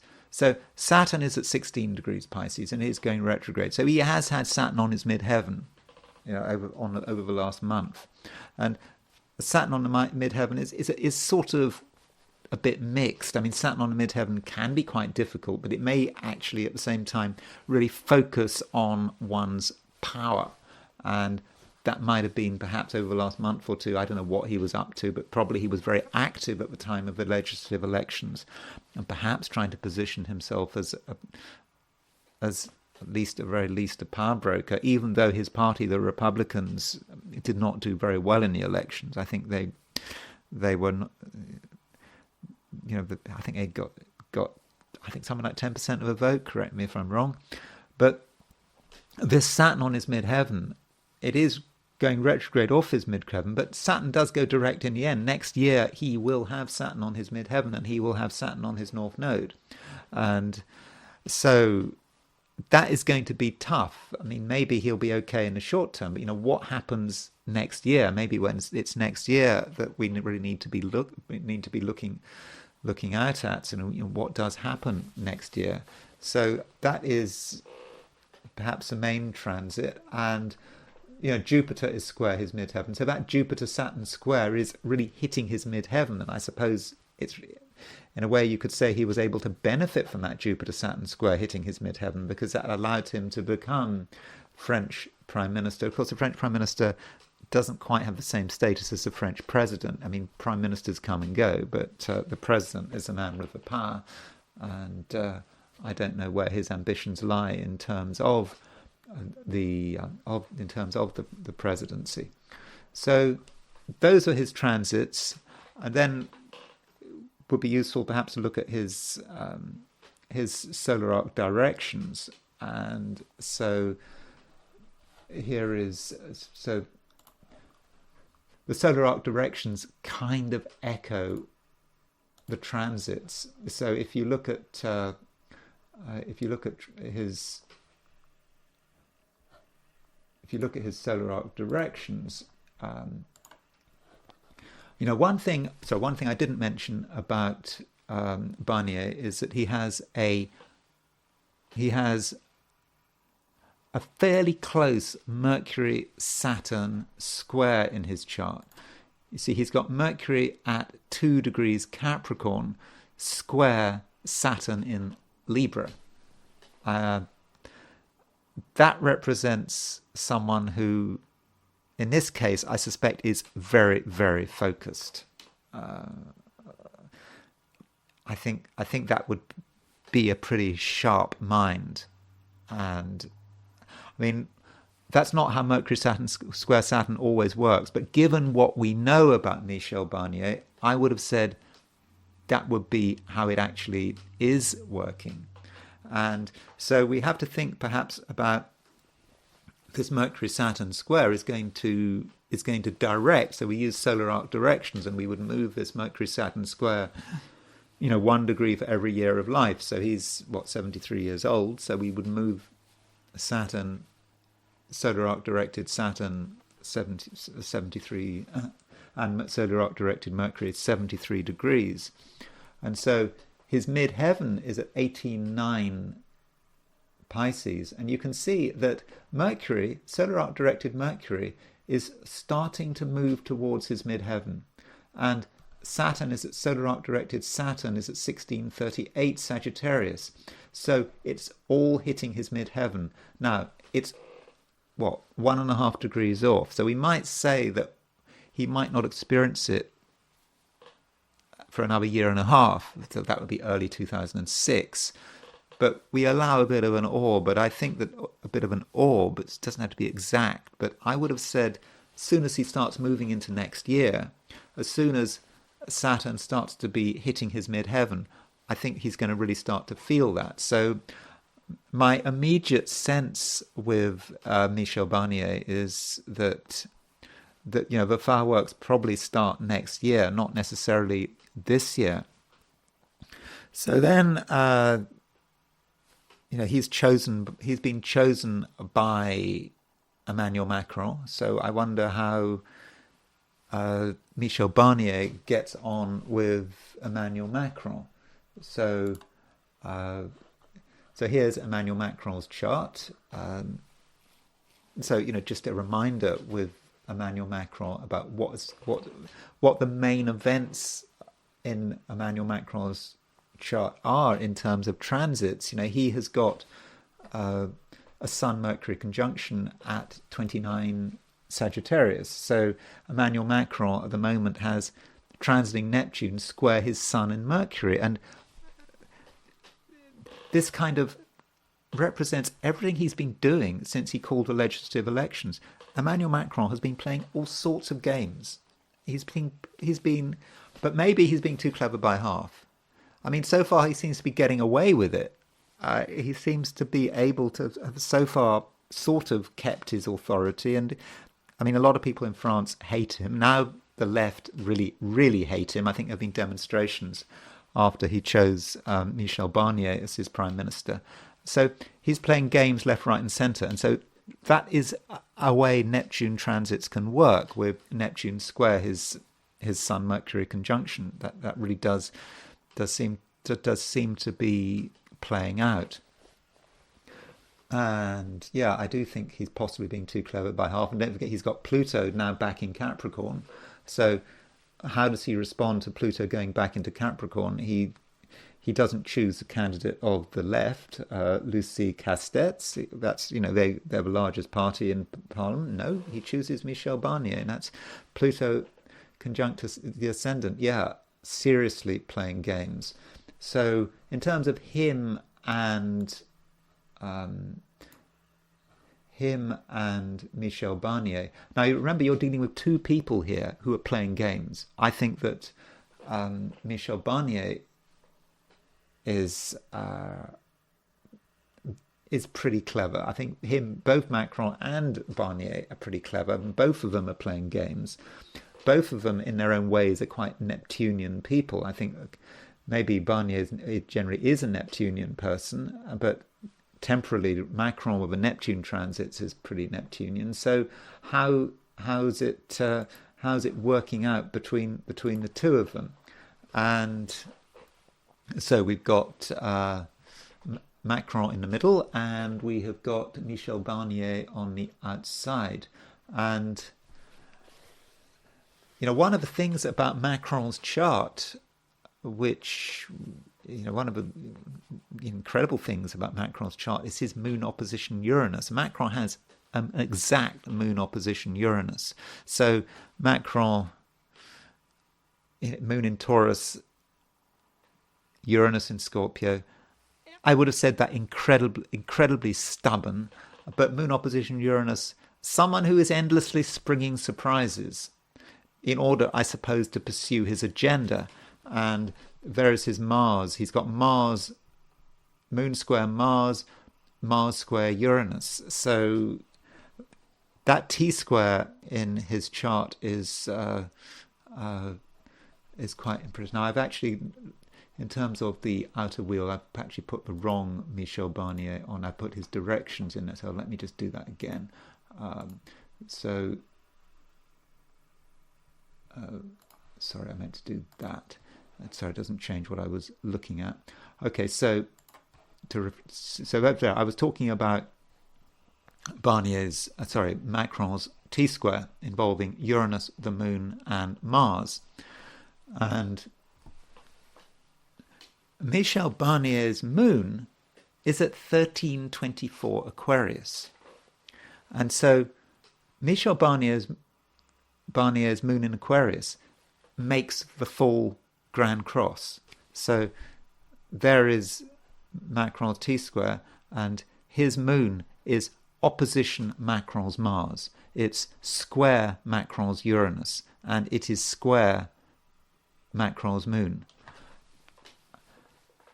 I find that, I think, really very interesting, and I wonder how that's going to work out. I think that there may be a sense in which Michel Barnier has problems with Macron. I mean, I'm sure they have a lot to do with each other, but the actual experience of him being prime minister, once he's prime minister and has to deal with Macron, I can see conflict here. I mean, that seems to be obvious because he picks up on the complete instability of Macron. And I think that Barnier may have perhaps underestimated how well he can deal with Macron and dealing with a man who is so unstable. Barnier is perhaps from a different generation, but that Moon in Aquarius has got a lot of work to do. And one wonders how this conflict is actually going to work itself out. You'd think that Moon is a little bit vulnerable, but one wonders, what Barnier is going to do and how it's going to work out. And so maybe this conflict, it may not manifest perhaps until next year. Well, no, sorry, let's see. Moon in Aquarius. So what we have to ask ourselves is, when is that moon going to be triggered? So what could trigger that moon? So what's going to happen is that next year Saturn goes into late Pisces. So when it gets to about 28 Pisces, Saturn will be semi-square Barnier's Moon, and it will be sesquiquadrate Emmanuel Macron's Uranus and Mars, or semi-square sesquiquadrate. So I would be looking to when Saturn got to around 28 Pisces next year. So let me just tell you when that is. When I think that relationship could be under a lot of pressure. When the real fault line between Macron and Barnier's charts gets revealed. And I would have said that looks like it's going to be April, May. Theoretically, it's going to be early May 2024. And in fact, there is, in May 2024 also, Mars will be at 13, will be opposition will be at 13 Leo opposition Barnier's Moon. So if everything seems to be fine running into next year, then I would have said the real clash between the two men is possibly going to be in May of next year, when that solar arc direction is going to be stronger. You're already going to have Barnier will have had Saturn on his midheaven, so that could be the time to look out for. So maybe it'll be okay short term, but yeah, let's make sure I've got that right. Yeah, I would have said May next year is a time to look out for that. And let's quickly just look at how Barnier gets on with some people in the Rassemblement National.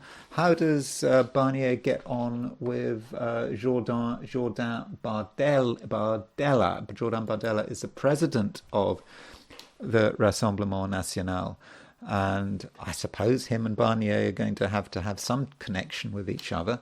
And there is a link between Jourdain Bardella's chart, because Jourdain Bardella has this Sun opposition Saturn. He has got his Saturn return coming up next year. Remember, Jourdain Bardella is very young. He's 28 years old. And so if we look at the connection between, we'll put Jourdain Bardella in the middle, and we will put Barnier on the outer wheel, and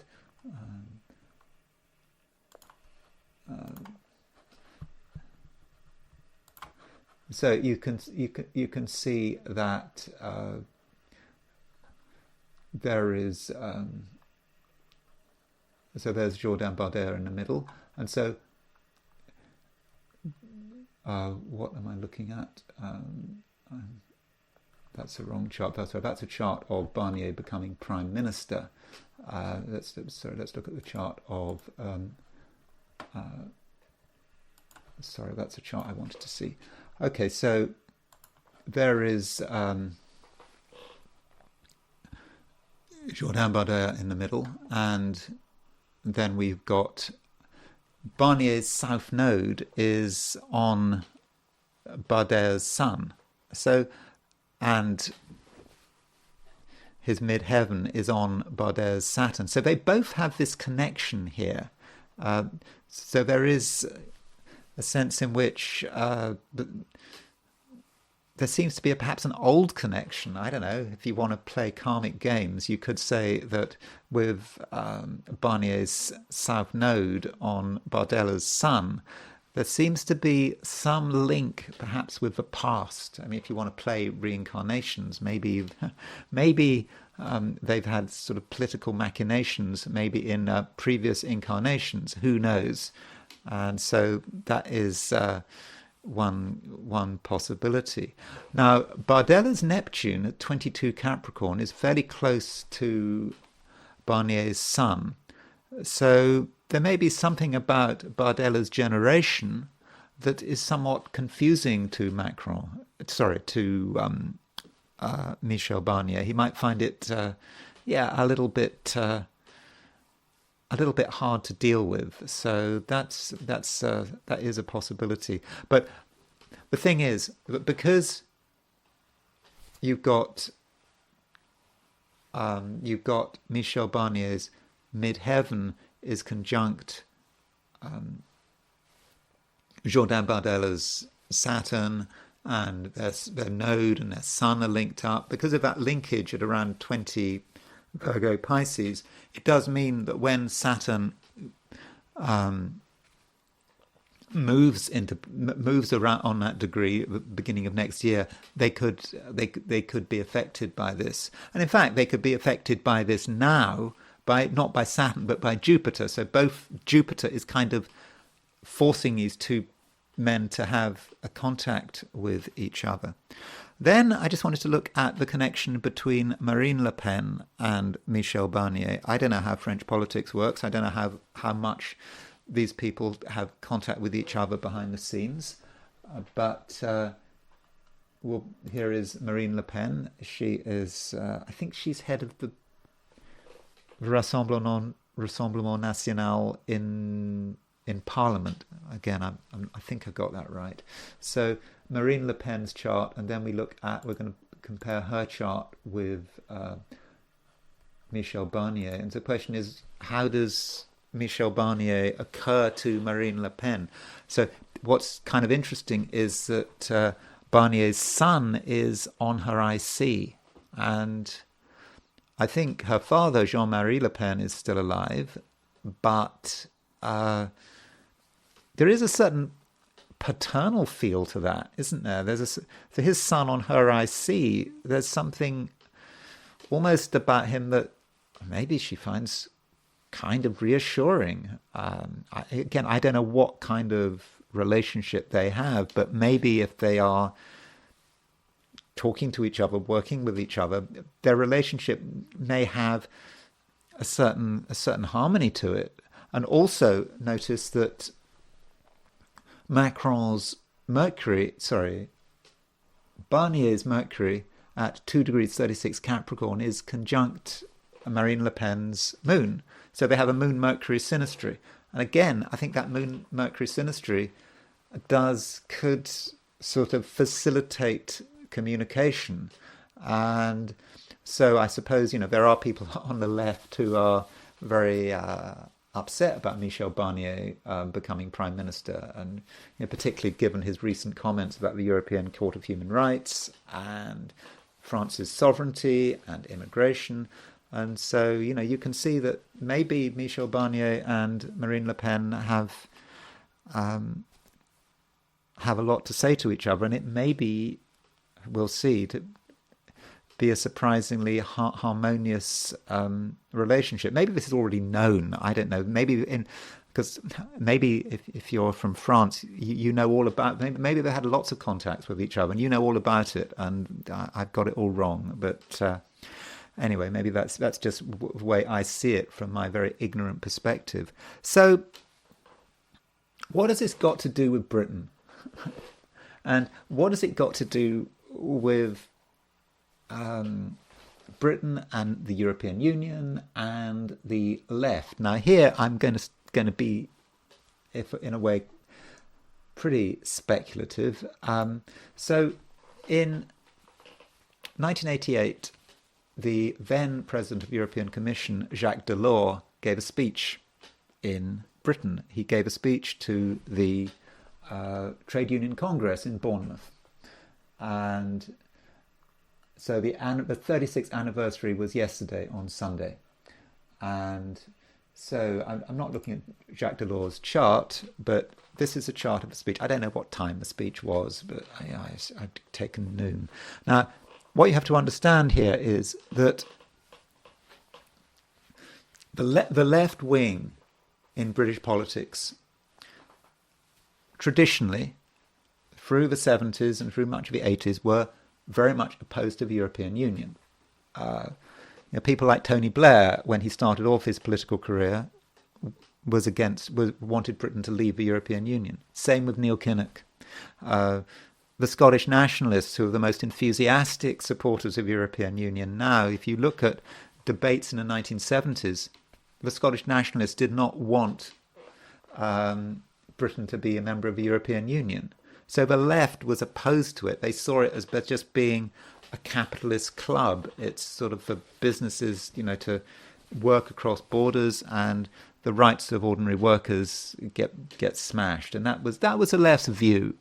And there were still people on the left who continued to be opposed to Britain's membership of the European Union, like Tony Benn, or I think Dennis Skinner, the Beast of Bolsover, or I think even Jeremy Corbyn. I think, although when he was leader of the Labour Party, he never said it absolutely, but I think he was pretty suspicious of the European Union. But it all changed. So Jacques Delors, the president of the European Commission, he gave a speech on September the 8th, 1988, to the British Trade Union Congress, in which he emphasised that the European Union was actually all about workers' rights. It was about all the countries in the European Union adopting particular norms about how workers should be treated. And as a result of this speech, everything changed. The left started to move rapidly in favour of the European Union. It started to think that the European Union was a good thing. And previously, like Margaret Thatcher she had campaigned for Britain to be in the.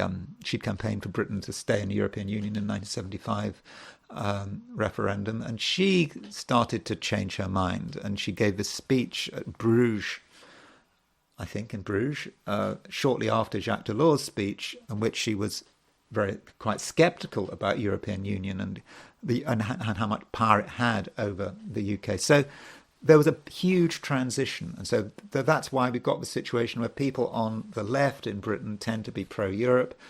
Some of the people on the right tend to be against Europe. So that's a Delors speech. And perhaps we can see this chart as a horoscope, as being a moment where the European Union and the UK and the left, where it all starts to come together. And it's just interesting that the sun is at 16 Virgo. So Saturn has just gone opposition. The Delors speech, the